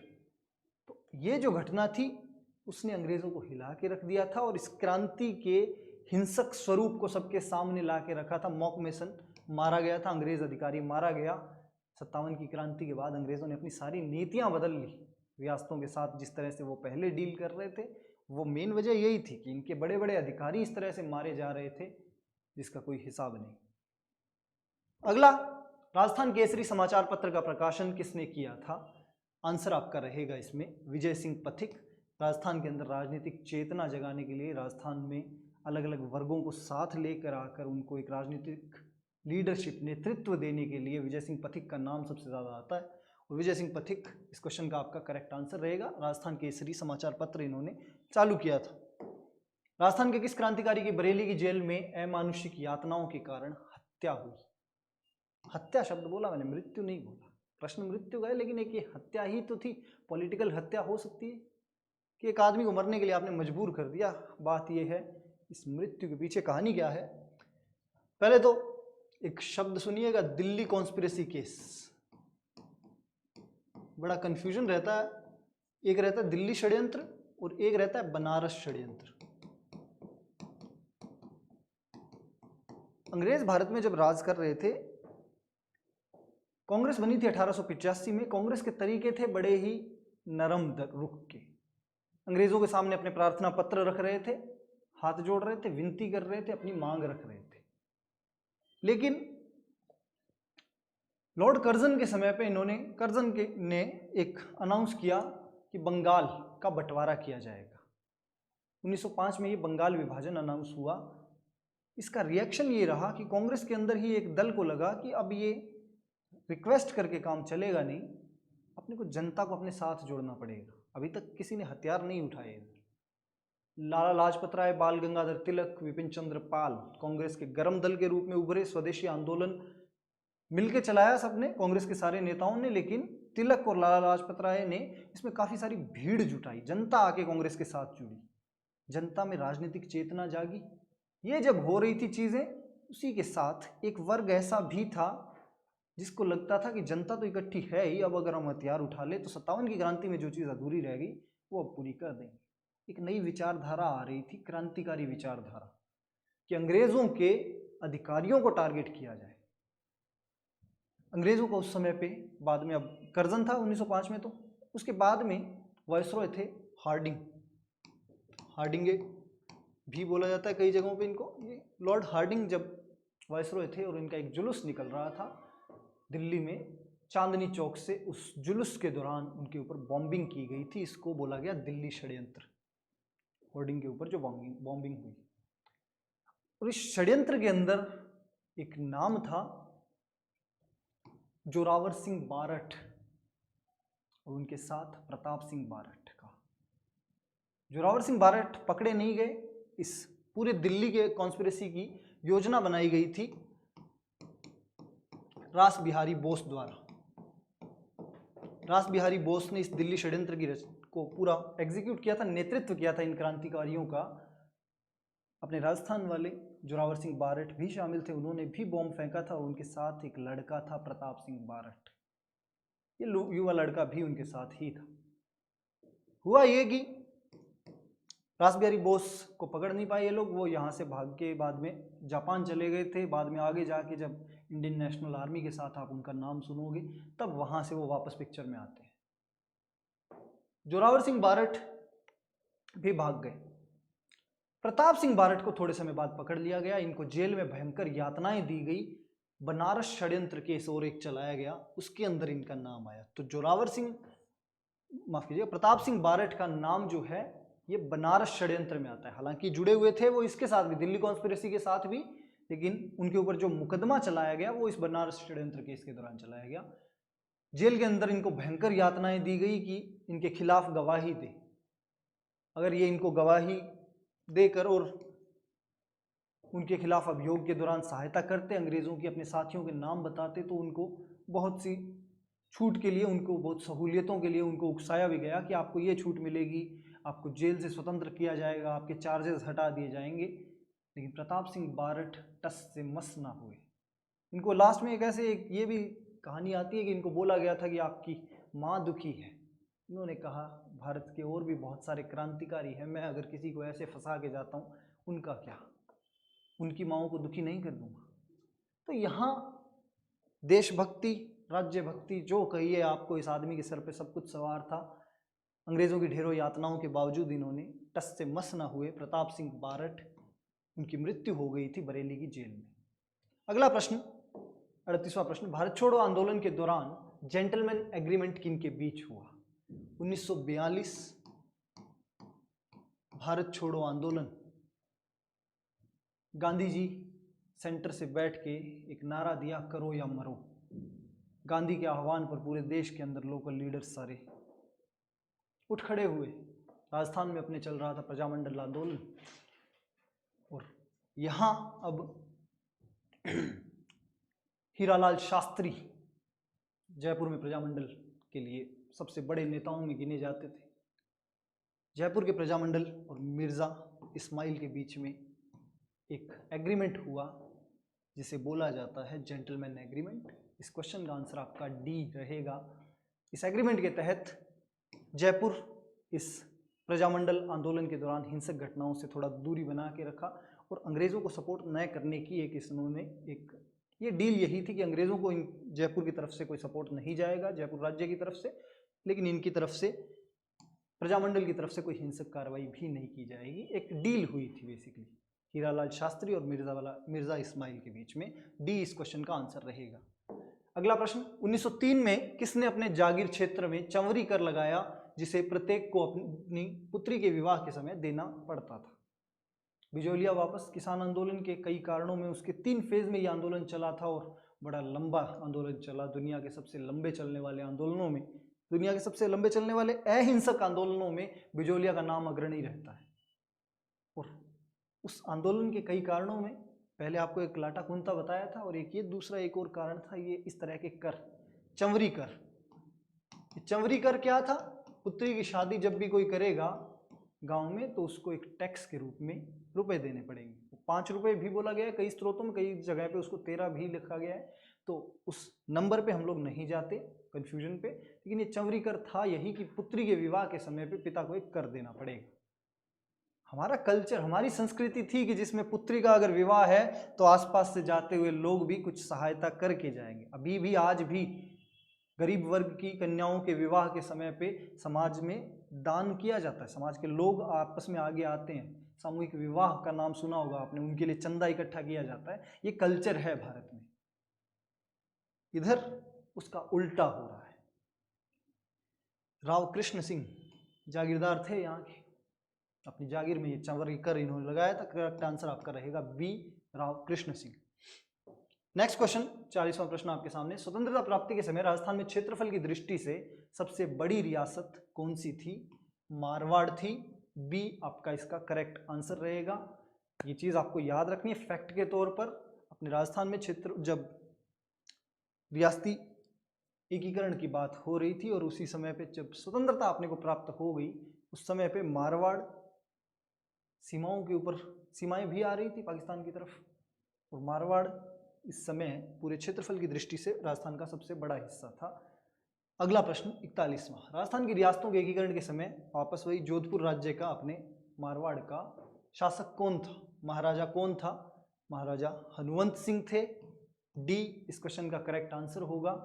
यहाँ पर मैं थोड़ा जल्दी इसीलिए कर रहा हूँ क्योंकि ये बिल्कुल बेसिक स्टोरी, पूरा कंप्लीट टॉपिक आपको अपनी यूट्यूब चैनल के ऊपर वीडियोस पड़े हैं पीछे, बैसला सर ने बड़े शानदार तरीके से रिकॉर्ड किया है। राजस्थान का एकीकरण बड़े अच्छे तरीके से समझाया गया है। उन चीज़ों को आप ज़्यादा यहाँ पर मैं अब इक्का दुक्का करके उन फैक्ट्स को नहीं बोल सकता। आप पूरा वीडियो देखिए अगर आपको अभी भी लग रहा है कि आपकी तैयारी में कुछ कमी है। बाकी हनुवंत सिंह प्रयास कर रहे थे पाकिस्तान के साथ जाने का, और हनुवंत सिंह इस क्वेश्चन का आपका करेक्ट आंसर रहेगा। जोधपुर के राजा थे। अलाउद्दीन के आक्रमण के समय रणथंभौर का शासक कौन था? 42वां प्रश्न आपके सामने। अलाउद्दीन खिलजी, सिकंदर सानी खुद को बोलता था, दूसरा सिकंदर, उत्तर भारत में पहले गुजरात, फिर रणथंभौर, फिर चित्तौड़, फिर मालवा, सिवाना, सब कुछ जीतता जा रहा था। याद है वो सब जीतने के बाद दक्षिण भारत की तरफ भी गया। उसके शुरू की सबसे बड़ी जीतों में से एक थी ये रणथंभौर की जीत। और रणथंभौर खास इसलिए भी थी क्योंकि अलाउद्दीन खिलजी से पहले दिल्ली का शासक जो था जलालुद्दीन खिलजी, इसका खुद का चाचा या ससुर, कुछ भी कहिए आप, शुरू में चाचा था ये इसका, बाद में इसकी जलालुद्दीन की पुत्री के साथ अलाउद्दीन का विवाह हो गया था। जलालुद्दीन खिलजी रणथंभौर पर आक्रमण करने आया था, जीत नहीं पाया, लंबा घेरा डाला और लास्ट में डिसअपॉइंट होकर, निराश होकर लौटा। जाते जाते एक बात बोल के गया, इतिहास में दर्ज हो गई कि ऐसे 10 किलों को मैं अपने मुसलमान सैनिकों के बाल के बराबर नहीं समझता। तो इस तरह की बातें बोल रहा था। वही बात, वो अंगूर खट्टे हैं। जब जीत नहीं सका तो उसके द्वारा ऐसा स्टेटमेंट लाया गया। और ये रणथंभौर का दुर्ग था भी ऐसा, अभेद्य दुर्गों में गिना जाता था। अबुल फजल ने बोला भी था, बाकी सब दुर्ग नंगे हैं, इस दुर्ग ने बख्तर पहना है। रणथंभौर का दुर्ग इतना खास था और उसे जीतना उतना ही मुश्किल। अलाउद्दीन खिलजी ने आक्रमण किया था, लंबा घेरा रहा था, कुछ षड्यंत्र भी किए गए, लास्ट में इस रणथंभौर के दुर्ग को जीता गया। रणथंभौर पर राज उस समय कर रहे थे हमीर देव चौहान, हठी हमीर बोला जाता है इनको। हमीर चौहान रणथंभौर के शासक थे और राजस्थान में पहला साका यही था हमीर के समय पे 1301। अगला प्रश्न, किस युद्ध में मेवाड़ के महाराणा सांगा ने बाबर की सेना को हराया था? बहुत ही सिंपल सा प्रश्न लेकिन जरूरी है। इस तरह के सिंपल प्रश्न पूछे जाते हैं आपको एग्जाम में, और थोड़ा सा ये India history Rajasthan history combine यहाँ पर होते हैं।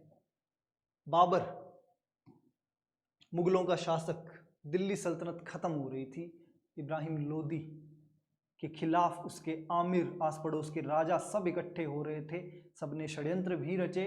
बाबर को इनवाइट किया गया अफगानिस्तान से, बाबर को भी इनविटेशन भेजा गया। इन सबको उम्मीद थी कि बाबर आएगा, दिल्ली जीतेगा, लूटेगा, वापस चला जाएगा, लेकिन बाबर को यहाँ पर राज करना था। इस बात का आइडिया अपने राजस्थान के राजाओं को नहीं था। महाराणा सांगा मेवाड़ के शासक थे, बड़े प्रबल शासक, और सांगा इस चीज़ का अंदाज़ा बिल्कुल नहीं था उनको कि बाबर यहाँ पर रुकने के लिए आ रहा है। सांगा भी उसी उम्मीद में थे कि बाबर आएगा, युद्ध जीतेगा, लोदियों को हराएगा और लौट जाएगा वापस। लेकिन बाबर नहीं लौटा। पानीपत का युद्ध इसने 1526 में लड़ा इब्राहिम लोदी के खिलाफ, दिल्ली जीत ली। तो ये जो पानीपत वाला ऑप्शन है ये तो चलो इनकरेक्ट हो गया आपका, क्योंकि पानीपत का युद्ध जो था वो पहला युद्ध था बाबर का, पहला बड़ा युद्ध भारत में। इससे पहले भी अभियान कर चुका था भारत की तरफ, पूरा अपनी इस भारत की पॉलिटिकल और जो सामरिक कंडीशंस थी उनका जायजा ले रहा था बाबर। पानीपत का युद्ध 1526 में लड़ा, इब्राहिम लोदी को हरा दिया। एक लिखा हुआ है घाघरा, एक लिखा हुआ है खानवा और एक है बयाना। बाबर लोदियों को हरा के दिल्ली में स्थापित तो हो गया, लेकिन इस समय तक जिसकी मैं बात कर रहा हूँ, यहाँ पर भारत में, उत्तर भारत में स्पेशली सबसे शक्तिशाली शासक था मेवाड़ का महाराणा सांगा। जब तक सांगा का मेवाड़ था तब तक बाबर चैन की सांस ले ही नहीं सकता था। 1527 में महाराणा सांगा के खिलाफ युद्ध लड़ेगा बाबर खानवा में। ये खानवा का युद्ध हुआ। बाबर क्योंकि हर हाल में ये युद्ध जीतना चाहता था, इस युद्ध को धर्म युद्ध की संज्ञा दी गई। खानवा के युद्ध को इसे हिंदू मुस्लिम एंगल दिया गया। वजह यही थी क्योंकि बाबर अपने सैनिकों को ज़रूरत से ज़्यादा यहाँ पर यूटिलाइज करना चाह रहा था, कि अपने सैनिकों को उसको इतना मोटिवेट करना इसलिए ज़रूरी था क्योंकि सांगा का खौफ था इस एरिया में। सांगा ये युद्ध जीतेगा, सॉरी माफ़ कीजिएगा, बाबर ये युद्ध जीत गया। खानवा के युद्ध के अंदर सांगा हारे। सांगा को बाद में इन्हीं के साथियों ने जहर दे दिया। सांगा ने एक गठबंधन बनाया था। पहली बार और आखिरी बार ऐसा हुआ कि राजस्थान के सारे राजा एक मेवाड़ के महाराणा सांगा के अधीन लड़ने के लिए आ गए। राजाओं के लिए बहुत बड़ी बात थी कि किसी और राजा के झंडे तले लड़ लेना आगे, और यहाँ पर मेवाड़ के महाराणा सांगा लीड करेंगे। उनके भेजे हुए पाती परवन, उन्होंने पत्र लिखे थे, बाकी के सारे आस पड़ोस के राजा इनके झंडे तले लड़ने के लिए आए। खानवा का युद्ध बाबर जीत गया। खानवा के युद्ध के बाद अब बाबर उत्तर भारत के अंदर एक सबसे बड़ी शक्ति तो बन चुका था। उसके बाद में 2 और युद्ध करे इसने। चंदेरी का युद्ध लड़ा गया और उसके अलावा एक ये घाघरा का युद्ध लड़ा गया। चंदेरी के युद्ध में मेदिनी राय को हराया और घाघरा के युद्ध के अंदर ये अफगानों को हराएगा, जो भी बचे खुचे अफगान इधर थे। क्योंकि शुरू में जो इब्राहिम लोदियों की सेना को हराया था, लोदी खुद अफगान थे, बाकी के जो अफगान थे, लोदी तो मारा गया, इब्राहिम लोदी मारा गया उस युद्ध में। कुछ अफगान जो थे वो बच गए थे, वो बिहार की तरफ चले गए थे और वहाँ पर अपनी शक्ति एकत्रित कर रहे थे, इधर घाघरा के युद्ध के लिए तैयार रहे। अगला 44वां प्रश्न आपके सामने। गिंगोली पर्वतसर का युद्ध 1807 में लड़ा गया था। किसके बीच लड़ा गया था? एक कृष्णा कुमारी विवाद आपने सुना होगा। मेवाड़ के महाराणा भीम सिंह की पुत्री थी कृष्णा कुमारी। कृष्णा कुमारी का विवाह तय हुआ था भीम सिंह के साथ, मारवाड़ के राजा। लेकिन भीम सिंह की अकाल मृत्यु हुई और उस मृत्यु के चलते अब इन्होंने जयपुर वालों के साथ रिश्ता तय कर दिया मेवाड़ ने। लेकिन ये बात भीम सिंह के छोटे भाई मान सिंह को जमी नहीं। मान सिंह और जयपुर के शासक जगत सिंह गिंगोली के युद्ध में आकर भिड़ गए। तो ये युद्ध था जयपुर और जोधपुर के बीच, गिंगोली का युद्ध, पर्वतसर का युद्ध भी बोलते हैं इसे। 44वां प्रश्न आपका यही था। अगला, जवालीपुर, शाकंभरी, श्रीमाल जैसे प्राचीन नगरों का उल्लेख आपको किस शिलालेख में मिलता है? थोड़ी देर पहले बात की थी हमने गुर्जर प्रतिहारों की राजधानी श्रीमाल के बारे में, भीनमाल। उसका पुराना नाम आपको पूछा था श्रीमाल। मैंने एक और नाम बताया था पीलो मोलो, और एक बात और बताई थी कि कौन से शिलालेख में अपने को ये नाम मिला है साथ। बिजोलिया का शिलालेख राजस्थान के इतिहास के सबसे ऑथेंटिक स्रोतों में से एक, सबसे प्रामाणिक स्रोतों में से। कई सारी बातें राजस्थान के इतिहास की ये बोलता है, उनमें से एक बाकी प्रामाणिक चीजें, और एक साथ में एक बड़ा कंफ्यूजन भी क्रिएट करके गया था ये बिजोलिया का शिलालेख। वत्स गोत्रीय ब्राह्मण बताया गया था चौहानों को इसने वत्स गोत्रीय ब्राह्मण बताया था। इसके अलावा वासुदेव के बारे में बात की थी, सांबर झील के निर्माण के बारे में बात की थी, चौहानों को के ऊपर पूरा डिस्कस किया था। इस बिजोलिया के अभिलेख में ही कई सारे अपने शहरों के, नगरों के प्राचीन नाम दिए गए थे, जैसे जावालीपुर, जालोर का, शाकंबरी, सांबर का, श्रीमाल, भीनमाल का। तो ये पुराने नाम जो थे ये इधर दिए गए थे। ये हमारे हिस्ट्री के प्रश्न थे आज के लिए। आगे अब रजत सर आपके लिए कंटिन्यू करेंगे। होपफुली आपके लिए ये क्लास का ये जो सेशन है मैंने बहुत कम समय में करने की कोशिश की है, इसको सीमित करने की, क्योंकि ये क्लास आपके लिए एक रिवीजन क्लास ज़्यादा है, टॉपिक क्लास से कम। जो भी आपकी कमियां अगर आपको लगी हो तो जाइए अपने चैनल के ऊपर ही और वीडियोस पढ़िए, जिन क्वेश्चंस में क्योंकि यहाँ पे सेलेक्टिव टॉपिक लाए गए थे। पूरी हिस्ट्री को 20 क्वेश्चन के अंदर समेटना मुश्किल है, लेकिन हमने कुछ 20 प्रश्न जो है इस तरह के उठाए कि जो आपको मैक्सिमम फ़ायदा दे सके। इस टाइम पर आपके ज़्यादातर टॉपिक रिवाइज करवाए जाए। प्राचीन राजस्थान भी उठाया गया, मध्यकालीन, और उसके बाद लास्ट में आधुनिक राजस्थान के क्वेश्चन भी आपको दिखे थे। अब आगे आपके लिए पॉलिटी के और उसके अलावा कल्चर के क्वेश्चन रहे हैं। ज्योग्राफी के क्वेश्चन आपको आनंद सर करवा ही चुके हैं पहले। आप पूरे वीडियो को ध्यान से देखिएगा, अपने नोट्स, रिवीजन नोट्स लेते रहिएगा। Thank you. नमस्कार साथियों, तो आपकी पढ़ाई कैसे चल रही है? और अब से पहले मेरे से पहले दो टीचर जो आनंद सर और अंकुश सर ने आपको, आनंद सर ने जैसे बात करें तो ज्योग्राफी के क्वेश्चन करवाए हैं और अंकुश सर ने बात करें तो हिस्ट्री के क्वेश्चन करवाए हैं। तो ये आपकी एक रिवीजन मैराथन क्लास है और कल आपका एग्जाम है। तो मैं आशा करता हूं कि आपकी पढ़ाई बहुत अच्छी चल रही होगी और अब ये रिवीजन का टाइम है, तो उस हिसाब से हम आगे के जो क्वेश्चन है वो देखते हैं। ठीक है, तो आइए दोस्तों, पॉलिटी के क्वेश्चन है जो 46 नंबर क्वेश्चन से शुरू है। राजस्थान पॉलिटी के क्वेश्चन मैं आपके लिए लेके आ रहा हूं और इसके अंदर पहला जो क्वेश्चन है, राज्य के राज्यपालों की केंद्र द्वारा नियुक्ति के प्रावधान को लिया गया है। ठीक है, यहां पे ये बताना चाह रहा है कि केंद्र द्वारा नियुक्ति, एक होता है नियुक्ति और एक होता है निर्वाचन। तो अगर राज्य में बात करें तो राज्यपालों के लिए नियुक्ति का प्रावधान किया गया है या निर्वाचन का प्रावधान किया गया है?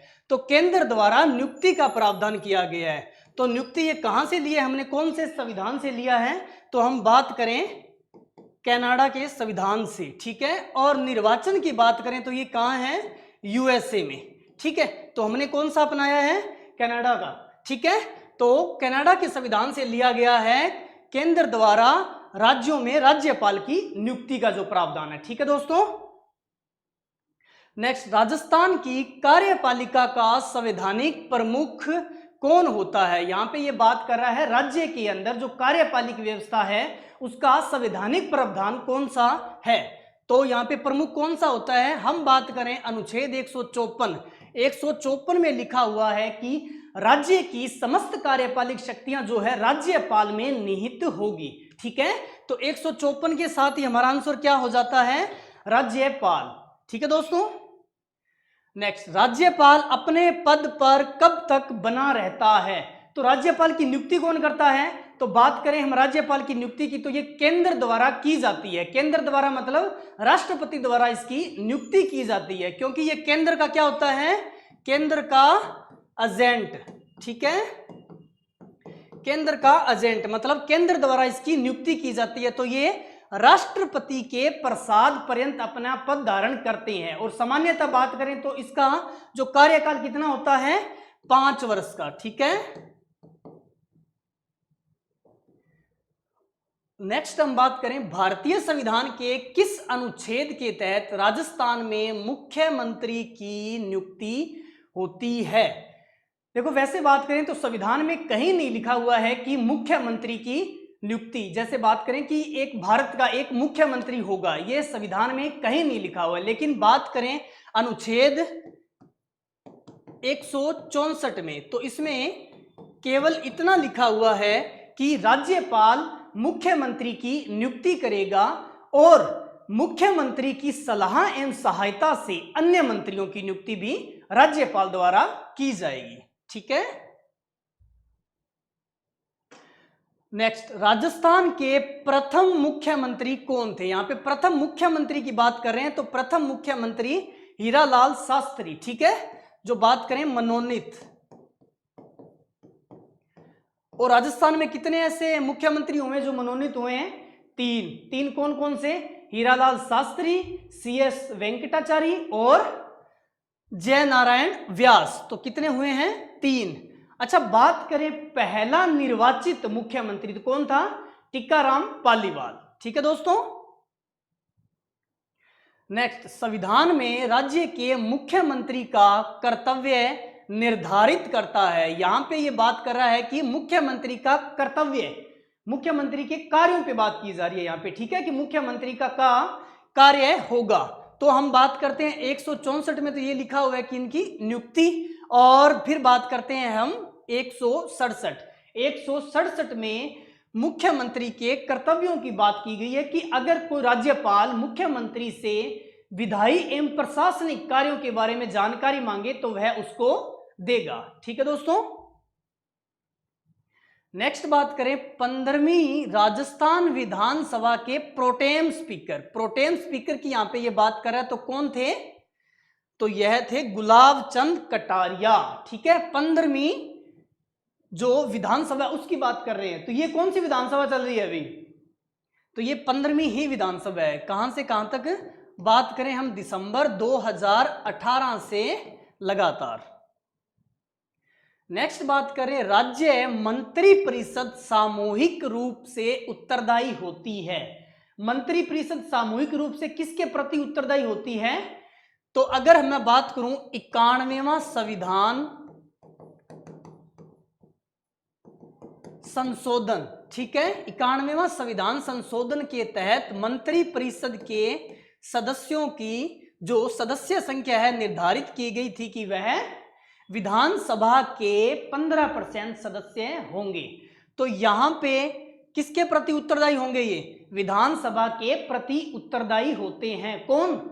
मंत्रिपरिषद के सदस्य। मतलब मंत्रिपरिषद सामूहिक रूप से अगर किसके प्रति उत्तरदायी होती है तो वह किसके प्रति होती है? तो वह होती है विधानसभा की। अच्छा, अगर व्यक्तिगत रूप से बात की जाए तो व्यक्तिगत रूप से अगर बात की जाए उत्तरदायित्व की तो वह होता है राज्यपाल द्वारा। क्यों? क्योंकि मंत्रिपरिषद की नियुक्ति कौन करता है? राज्यपाल। किसके कहने पे? मुख्यमंत्री के कहने पे, ठीक है दोस्तों। नेक्स्ट बात करें, भारत के संविधान की किस अनुसूची के तहत राज्य में राज्यपाल द्वारा मंत्री को पद एवं गोपनीयता की शपथ दिलाई जाती है? तो यहां पे अनुसूचियां, टोटल अनुसूचियां कितनी हैं बताओ? तो इसमें बात की जाती है पहली, दूसरी, तीसरी और चौथी। किस अनुसूची में लिखा हुआ है शपथ का प्रावधान? किस अनुसूची में लिखा हुआ है शपथ का प्रावधान? तो हम बात करें तीसरी अनुसूची में, ठीक है। तो इस अनुसूची के तहत ही राज्यपाल द्वारा मंत्री को पद एवं गोपनीयता की शपथ दिलाई जाती है, ठीक है दोस्तों। राजस्थान में लोकायुक्त का कार्यकाल होता है। लोकायुक्त का कार्यकाल कितना होता है? 5 वर्ष या 66 वर्ष की आयु तक? नहीं। अगर बात करें 5 वर्ष 60 वर्ष की आयु तक तो ये भी नहीं। 5 वर्ष 62 वर्ष की आयु, ये भी नहीं। तो इसका करेक्ट आंसर कौन सा होगा? 5 वर्ष या 65 वर्ष की आयु, जो भी पहले हो, ठीक है। यहां पे ये कहना चाह रहा है 5 वर्ष या 65 वर्ष की आयु जो भी पहले हो। ये तो इसका कार्यकाल बता रहा है कि 5 वर्ष तक ये अपने पद पे रहेगा। अगर इसकी जो आयु है वो 65 वर्ष अगर 5 वर्ष से पहले ही कंप्लीट हो जाती है तो वह पद से पद मुक्त हो जाता है। नेक्स्ट, राजस्थान में लोकायुक्त के संदर्भ में निम्न में से कौन सा कथन सही नहीं है? इसको थोड़ा सा ध्यान से पढ़ना ना, सही नहीं है। यहां पे ये बात कर रहा है कि इसके कार्य क्या है, करता क्या है वो, ठीक है। तो लोकायुक्त के कार्य क्या है? भ्रष्टाचार के मामलों की जांच करता है। क्या? भ्रष्टाचार के मामलों की वह जांच करता है, ठीक है भी। नेक्स्ट लिखा हुआ है कि मुख्यमंत्री उसके जांच क्षेत्र से बाहर, ठीक है, क्या बात है। मुख्यमंत्री जो है उसके जांच क्षेत्र से बाहर रहता है, मतलब यहां पे ये जांच नहीं कर सकता। फिर बात करें कि वह अपना वार्षिक प्रतिवेदन राज्यपाल को प्रस्तुत करता है, ठीक है, ये भी सही है, ठीक है। और फिर बात करें उसकी सिफारिशें सरकार के लिए बाध्यकारी होती है, तो ये ऑप्शन गलत है, ठीक है। तो अपना आंसर सही कौन सा हुआ, डी, कि उसकी सिफारिशें सरकार के लिए बाध्यकारी होती है। बाध्यकारी नहीं होती हुई यह एक सलाहकारी निकाय है, ठीक है, तो ये सलाह दे सकता है सिर्फ। नेक्स्ट, निम्न में से कौन सा राजस्थान का मुख्य कार्यकारी अधिकारी होता है। मुख्य कार्यकारी अधिकारी की बात कर रहा है, यहां पे प्रशासन से संबंधित यह बात कर रहा है, ठीक है, ना कि शासन से। अगर शासन में हम बात करें तो नाम मात्र का जो कार्यकारी प्रमुख होता है वह कौन होता है, तो बात आती है राज्यपाल की, ठीक है। और अगर प्रशासन में बात करें तो वहां बात आती है मुख्य सचिव की। तो यहां पे जो राजस्थान का मुख्य कार्यकारी अधिकारी होता है कौन होता है, मुख्य सचिव, ठीक है दोस्तों। नेक्स्ट, राजस्थान की प्रथम महिला मुख्य सचिव कौन थी। ये पहली जो प्रथम महिला है ना, उनके बारे में बात कर रहा है कि प्रथम महिला मुख्य सचिव कौन थी। तो यहां पे हम बात करें कृष्णा भटनागर नहीं, मीनाक्षी हुजा नहीं, अलका काला नहीं, बात आती है डी, कुशल सिंह, श्रीमती कुशल सिंह, ये क्या थी, राजस्थान की प्रथम महिला मुख्य सचिव थी, ठीक है। अच्छा, अभी कौन है, अभी कौन है मुख्य सचिव राजस्थान से बात करें तो बात आती है यहां पे उषा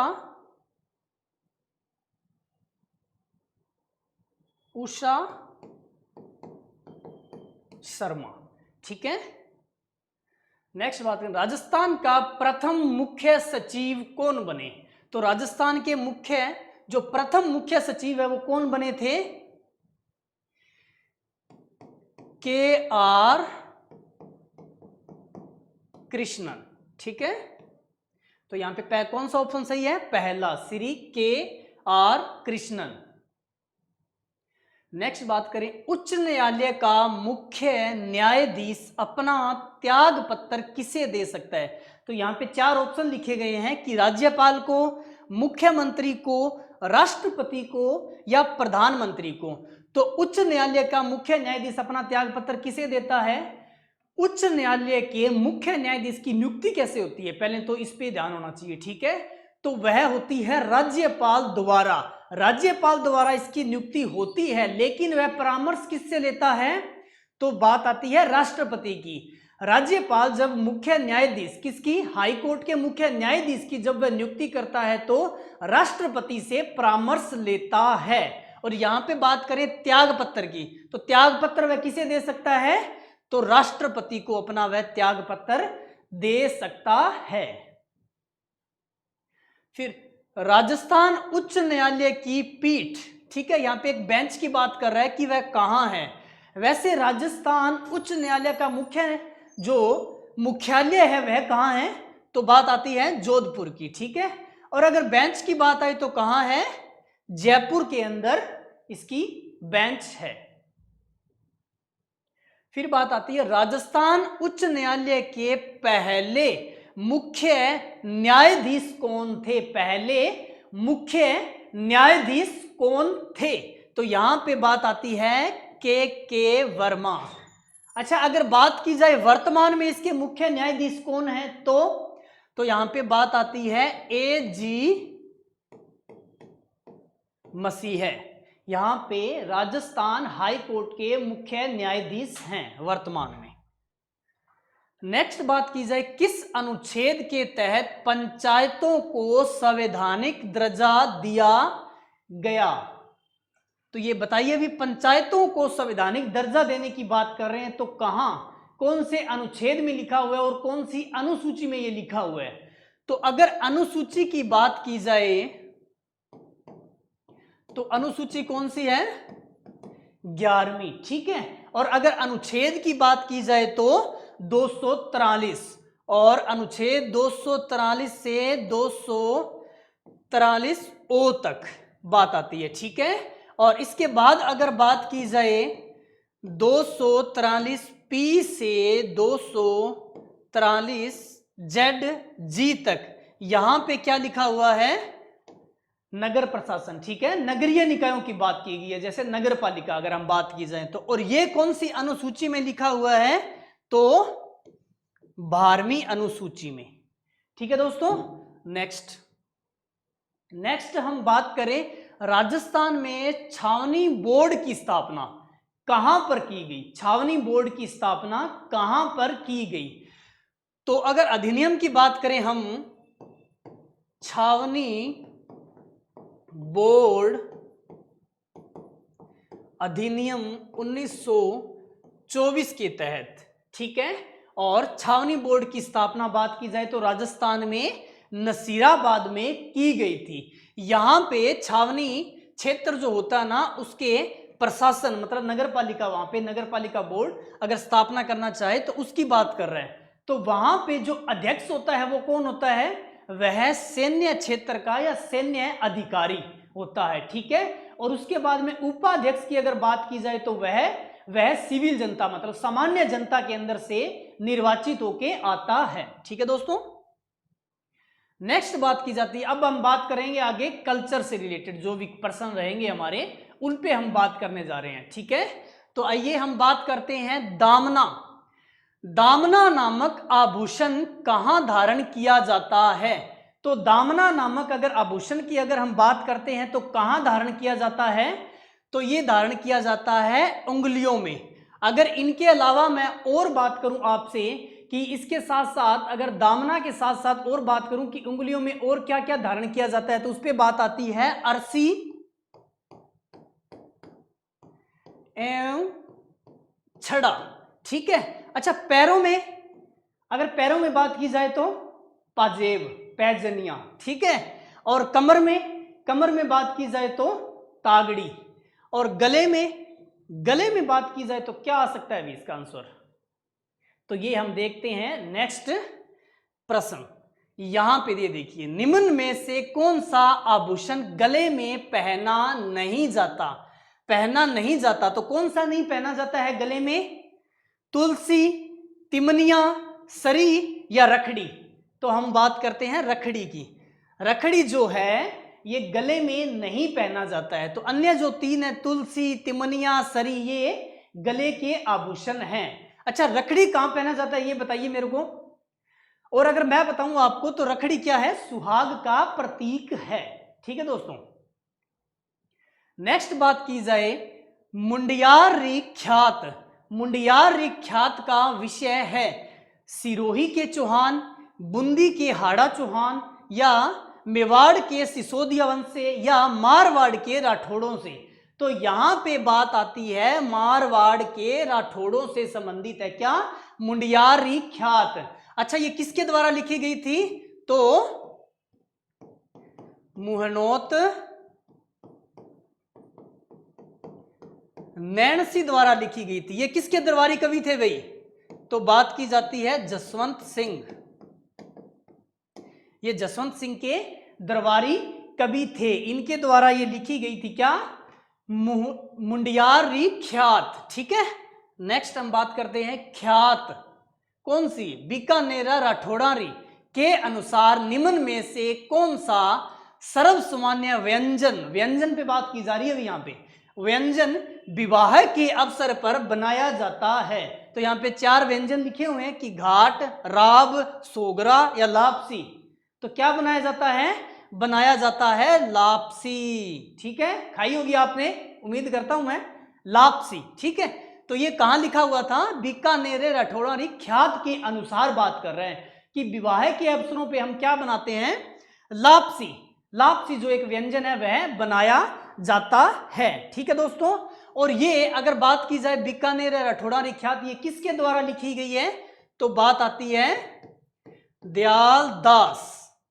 दयालदासरी ख्यात, ठीक है। और हम बात करें ये कौन सी भाषा में, तो डिंगल भाषा में लिखी गई ख्यात है ये, ठीक है।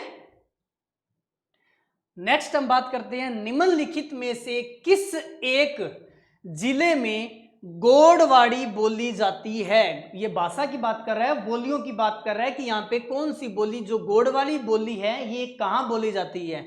जैसलमेर, जालोर, डूंगरपुर या अजमेर। तो हम बात करें जालोर की, ये कहाँ बोली जाती है, जालोर की। और ये क्या है, मारवाड़ी की उप बोली है ये, ठीक है। क्या ये मारवाड़ी की उप बोली है और जालोर में बोली जाती है क्या, गोडवाड़ी बोली। नेक्स्ट बात की जाए तो ये क्या है, रागड़ी बोली। अच्छा, ये रागड़ी बोली की बात कर रहा है, ये किन बोलियों का मिश्रण है, ठीक है, किन बोलियों का यह मिश्रण है। तो बात करें हाड़ौती, ये मालवी नहीं, मारवाड़ी एवं मालवी और मेवाड़ी या मालवी और मेवाड़ी या मालवी। तो ये आपके सामने 4 ऑप्शन है, इसमें से कौन सा सही है। तो इसमें से ऑप्शन सही कौन सा है, मारवाड़ी वह मालवी की जो मिश्रण है वह क्या बोली है, रागड़ी बोली है, ठीक है। नेक्स्ट बात की जाए बूंदी में क्या है, रंग महल जो सुंदर भित्ति चित्रियों से सुसज्जित है, किसने बनवाया था। तो रंग महल जो सुंदर भित्ति चित्रों के लिए सुव्यवस्थित या प्रसिद्ध है, ये किसने बनवाया था। तो बात आती है राव छत्रसाल, राव छत्रसाल द्वारा यह बनवाया गया था। फिर हम बात करें किस क्षेत्र को राजस्थानी चित्रकला का जन्म स्थान कहा जाता है या माना जाता है। तो यहां पे जो बोर्ड द्वारा माना गया था, इसका आंसर ये क्या था, मारवाड़, ठीक है। अगर बात करें मेवाड़, जन्म स्थान क्या है, मेदपाट, ठीक है, यहां पे इसको जन्म स्थान माना जाता है। और अगर बात की जाए इस पे किन किन का असर है, तो हम बात करते हैं जैन शैली और गुजरात शैली, और बात की जाए तो अपभ्रंश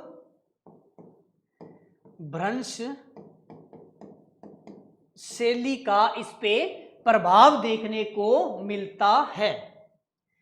नेक्स्ट बात की जाए मेहरानगढ़ दुर्ग में स्थित चामुंडा माता का मंदिर की जो स्थापना है वह किसके द्वारा की गई थी, ठीक है। तो बात आती है राव कल्याणमल, दुर्गादास, राव जोधा, महाराज अजीत सिंह, महाराजा अजीत सिंह, किनके द्वारा की गई थी।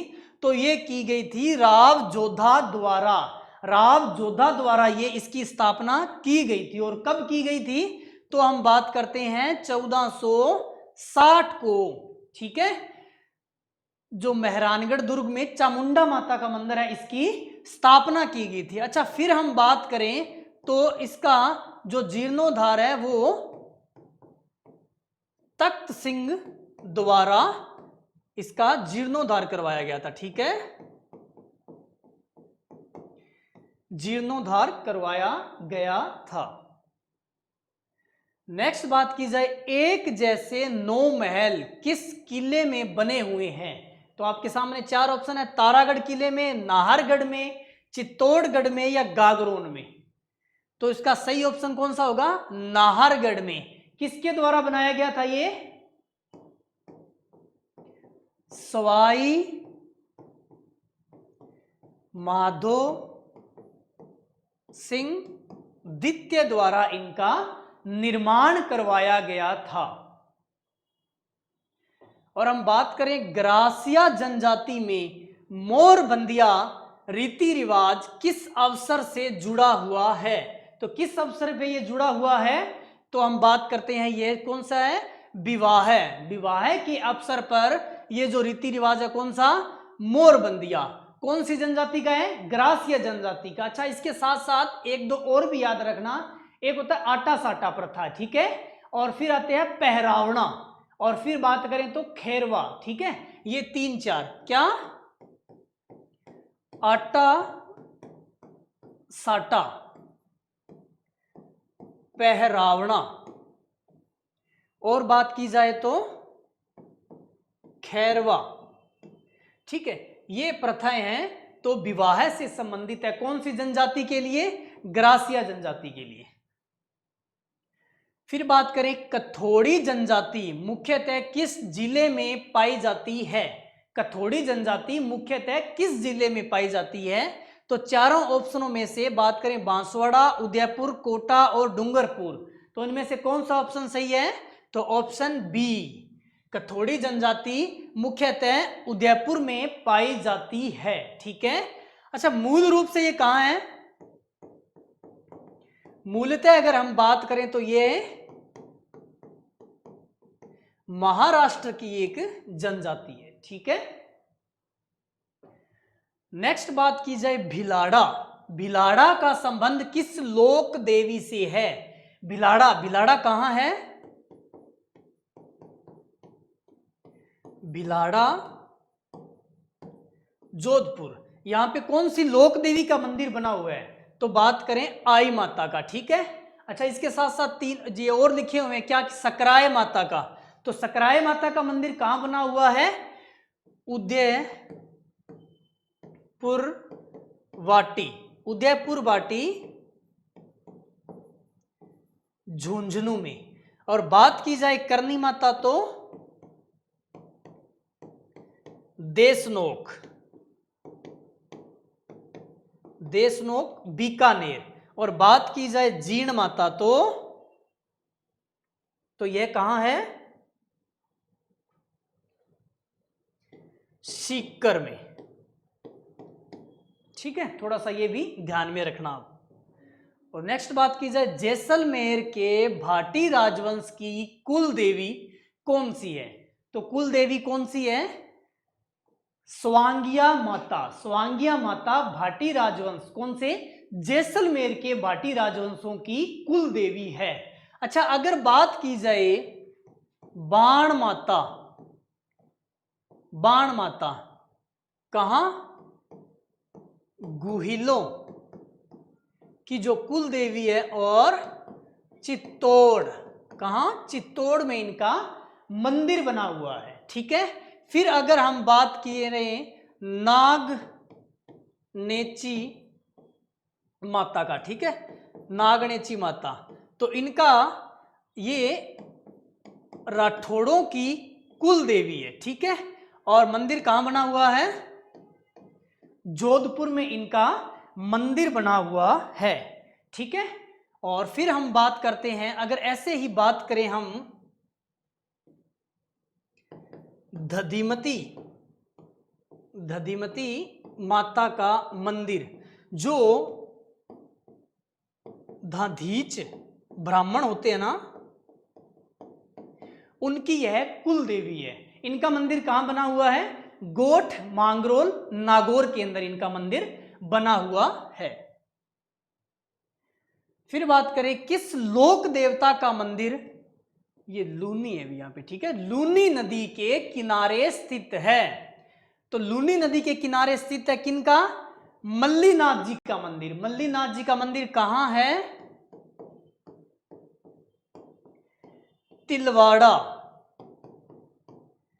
बाड़मेर में इनका मंदिर बना हुआ है। ठीक है, और मरुस्थल क्षेत्र में अगर हम बात करें अरावली से पश्चिम में, तो उस क्षेत्र को इन्हीं के ही नाम पे मालानी क्षेत्र बोला जाता है।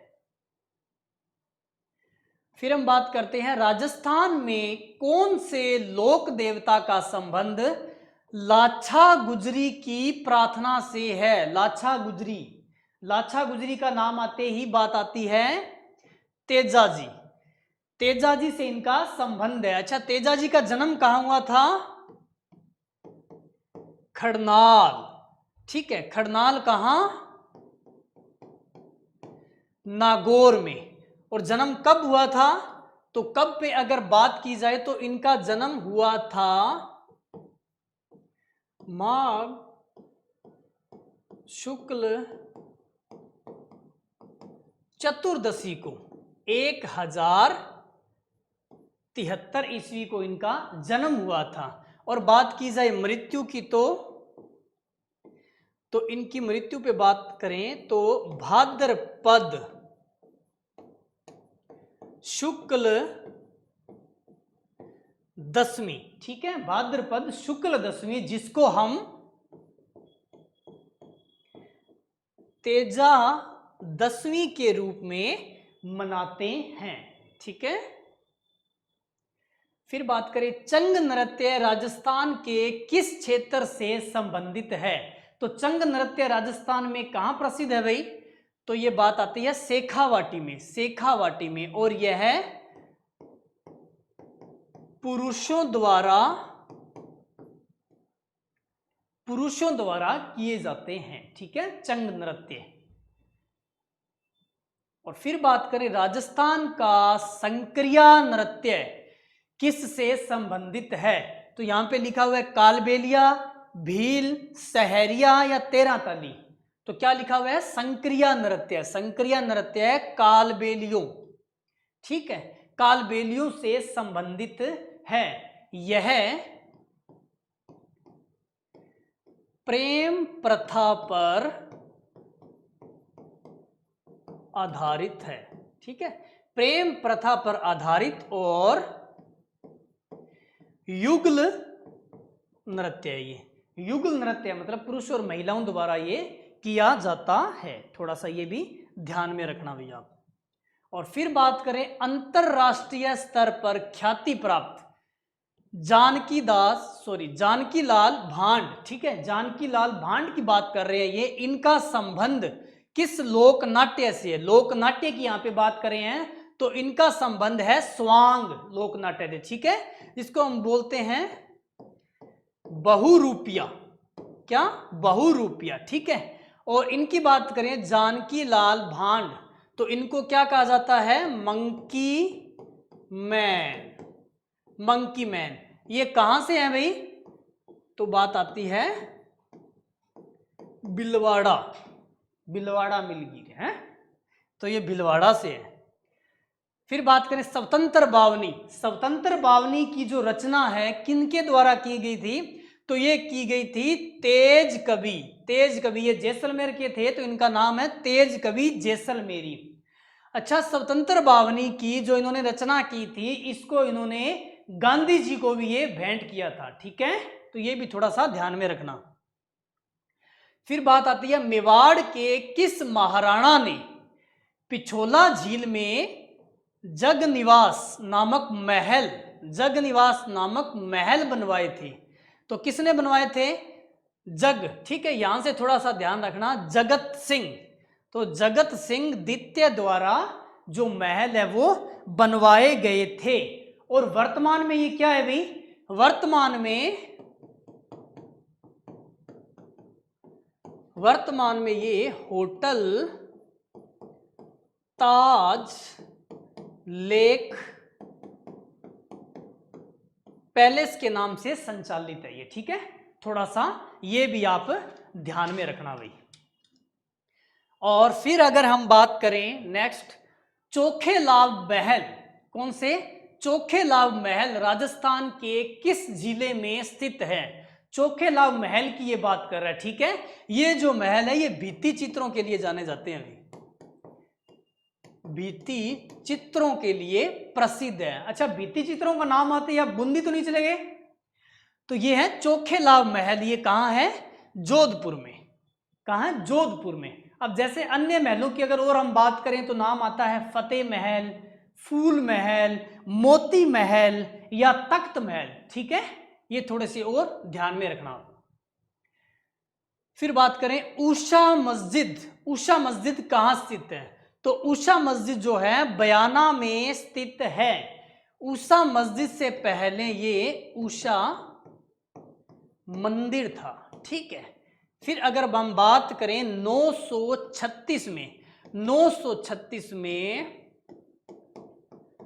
चित्रलेखा द्वारा, ये कौन थी? लक्ष्मण सेन की पत्नी, ठीक है, लक्ष्मण सेन की पत्नी थी। इनके द्वारा इसका जीर्णोद्धार करवाया गया था, और अगर हम बात करें 1224 में इल्तुतमिश, कौन? इल्तुतमिश द्वारा इसको मस्जिद में कन्वर्ट कर दिया। ठीक है, अब बात करें नाथूराम पोहार की हवेली शेखावाटी में कहां स्थित है? ठीक है, तो जो आपने पंचपाना नाम सुने होंगे उनमें से जैसे नाम है नवलगढ़, मंडावा, महेंसर, बिसाऊ, तो ये बात करें नाथूराम पोहार की हवेली, तो ये कहां स्थित है? ये है बिसाऊ में स्थित। अच्छा, इसके अलावा और भी यहाँ पे हवेलियां हैं क्या? तो बात आती है ईसरदास मोदी की हवेली, ठीक है, सोना चांदी की हवेली और भगतों की हवेली। तो ये सब पॉइंट एक्स्ट्रा थोड़े से याद में रखना आप। फिर बात करें किराड़ू का सोमेश्वर मंदिर किस स्थापत्य कला से संबंधित है? तो किस स्थापत्य कला से संबंधित है किराड़ू का जो मंदिर है ये? तो ये है गुज्जर प्रतिहार शैली से। ठीक है, गुज्जर प्रतिहार स्थापत्य कला से संबंधित है। तो ये मंदिर कहां बना हुआ है भाई? तो ये मंदिर बना हुआ है हाथमा गांव। कहां है ये हाथमा गांव? बाड़मेर में। ठीक है, तो थोड़ा सा ये और चेक कर लेना आप। किराड़ू का सोमेश्वर मंदिर किस स्थापत्य कला से संबंधित है? गुज्जर प्रतिहार शैली से। फिर बात करें प्रसिद्ध कुंभ स्वामी मंदिर कहां स्थित है? प्रसिद्ध कुंभ स्वामी मंदिर कहां प्रसिद्ध है? तो ये है चित्तौड़ में। ठीक है, चित्तौड़ में है और ये महामारू शैली में बना हुआ मंदिर है जो 8वीं शताब्दी में बना था। 8वीं शताब्दी में बना था और प्रतिहार शासकों द्वारा इसका निर्माण किया गया था। प्रतिहार शासकों द्वारा इसका निर्माण किया गया था। ये क्या, एक शिव मंदिर। क्या है? शिव मंदिर। और अगर इसके अलावा अगर हम बात करें तो महाराणा कुंभा, कौन? महाराणा कुंभा द्वारा 1449 में इसका जीर्णोद्धार करवाया गया था। ठीक है, शिवरात्रि पशु मेले का आयोजन होता है। शिवरात्रि पशु मेले का आयोजन कहां होता है? तो शिवरात्रि पशु मेले का जो आयोजन है वह करौली में होता है। करौली में होता है। कब होता है? तो ये इसका आयोजन होता है माघ पूर्णिमा से फाल्गुन कृष्ण सप्तमी तक शिवरात्रि पशु मेले का आयोजन किया जाता है। गोमती सागर पशु मेले का आयोजन निम्नलिखित में से किस स्थान पर किया जाता है? गोमती सागर पशु मेले की अगर बात आए तो यह आता है झालरापाटन में, जिसको हम चंद्रभागा, क्या नाम? चंद्रभागा मेला, ठीक है, के नाम से भी हम इसे चंद्रभागा मेला के नाम से भी इसे जानते हैं। और ये इसका आयोजन कब होता है? तो कार्तिक मास की पूर्णिमा को इसका आयोजन किया जाता है। फिर बात करते हैं किस? हिंदू माह में। हिंदू माह में गणगौर त्योहार मनाया जाता है। अब अच्छा, हिंदू माह कौन से होते हैं? जो जैसे हम आते हैं ना, ये चैत, वैसाख, जेठ, आषाढ़, सावन, भादो, तो ये सब हिंदू माह होते हैं। ठीक है, तो इनमें से ये बात कर रहा है कि गणगौर, गणगौर किस माह में बनाया जाता है? तो गणगौर मनाया जाता है भी चैत में। ठीक है, गणगौर से अगर बात करें, गौर और ईश्वर, ठीक है, ईश्वर, तो ये क्या है? गौर का मतलब यहां पे क्या है? पार्वती, और ईश्वर का मतलब यहां पे शिव। और तो और यहाँ पे मतलब सबसे ज्यादा जो गीत गाए जाते हैं वो इसी त्योहार पे गाए जाते हैं, ठीक है। तो सबसे ज्यादा गीत गाए जाने वाला त्योहार। और अगर गणगौर की बात करी जाए तो गणगौर की सवारी कहाँ की प्रसिद्ध है? जयपुर की। लेकिन कर्नल जेम्स टोड ने क्या बताया कि उदयपुर की जो गणगौर की सवारी होती है उसका उन्होंने वर्णन किया है, ठीक है। जैसे वो गीत गाते हैं ना कि क्या बोलते हैं इसको, राई सी बुरजाई दे चांद कंवर सो बीरो, है ना। तो ये सब इसी पे ही गाया जाता है कि गौर पार्वती और ईश्वर शिव। नेक्स्ट बात करें, राजस्थान में निम्न में से कौन सा त्योहार श्रावण मास में नहीं आता है?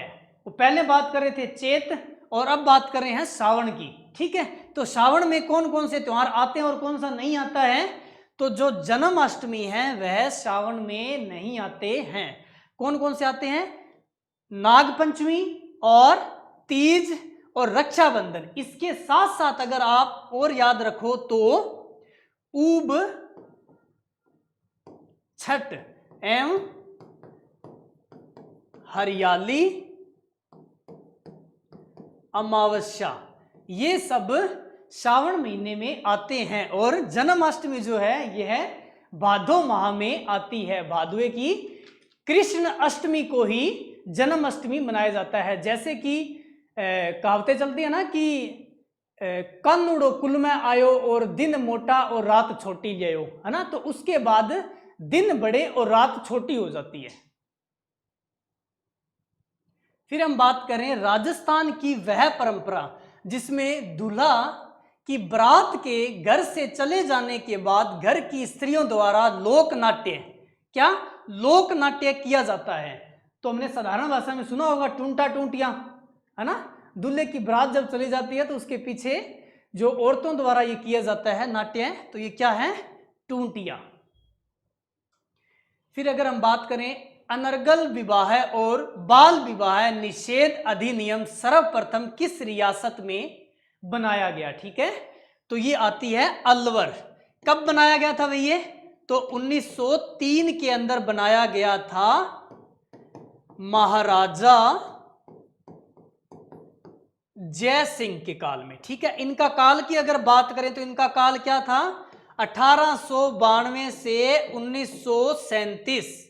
ठीक है, तो 1903 के अंदर अलवर रियासत द्वारा जो अनर्गल विवाह व बाल विवाह निषेध अधिनियम लाया गया था। ठीक है, नेक्स्ट संत पिंपा की गुफा कहां बनी हुई है? तो संत पिंपा की गुफा की बात करें तो गुफा बनी हुई है टोडा में। ठीक है, और मंदिर की अगर बात आए तो इनका मंदिर बना हुआ है समधड़ी बाड़मेर के अंदर इनका मंदिर बना हुआ है। फिर हम बात करें राम सनेही संप्रदाय के संस्थापक संत रामचरण, इनके गुरु कौन थे? तो इनके गुरु थे कृपाराम जी। कौन थे? कृपाराम जी। अच्छा, संत संप्रदाय की जो पीठ है ये कहां बनी हुई है? तो संत संप्रदाय की ये जो पीठ है ये बनी हुई है शाहपुरा कहां? बिलवाड़ा। ठीक है, तो ये थोड़ा सा और ध्यान में रखना भी। फिर नेक्स्ट अगर हम बात करें कंसुमल रंग का अर्थ है, कंसुमल रंग का अर्थ है, तो कंसुमल रंग कौन सा होता है? लाल रंग होता है। कंसुमल रंग कौन सा होता है? लाल रंग। इसमें जैसे कहा होता ना कि मारू थारे देश में उपजे 3 रतन, पहलू के बोला बिना डोला, दूजो मर्दन और तीसरा ये कंसुमल। ये मैंने थोड़ा सा सही नहीं बोला है, वो आप देख लेना भी। ठीक है, तो इसमें होता है कौन सा है? लाल रंग। और फिर अगर हम बात करें अटपटी, अमरशाही, उदयशाही और शिवशाही, ये क्या है भी? शिवशाही, तो ये है पगड़ियों के प्रकार है। इनमें ये अमरशाही पगड़ी है, ये बहुत ज्यादा प्रसिद्ध है भी। ठीक है, इसके साथ साथ अगर बात करें तो पगड़ियों के प्रकार और कौन से हैं? परतदार पगड़ी। ठीक है, एक होती है मोठड़ा और एक होती है लहरदार या लहरियो। ठीक है, लहरिया, ये सब क्या है, पगड़ियों के प्रकार हैं। तो ठीक है भी, थैंक यू, और उम्मीद करता हूं कि आपकी तैयारी अब आगे आगे अच्छी होगी और कल जो आपका पेपर है उसके लिए बेस्ट ऑफ लक सृष्टि परिवार की तरफ से। ठीक है।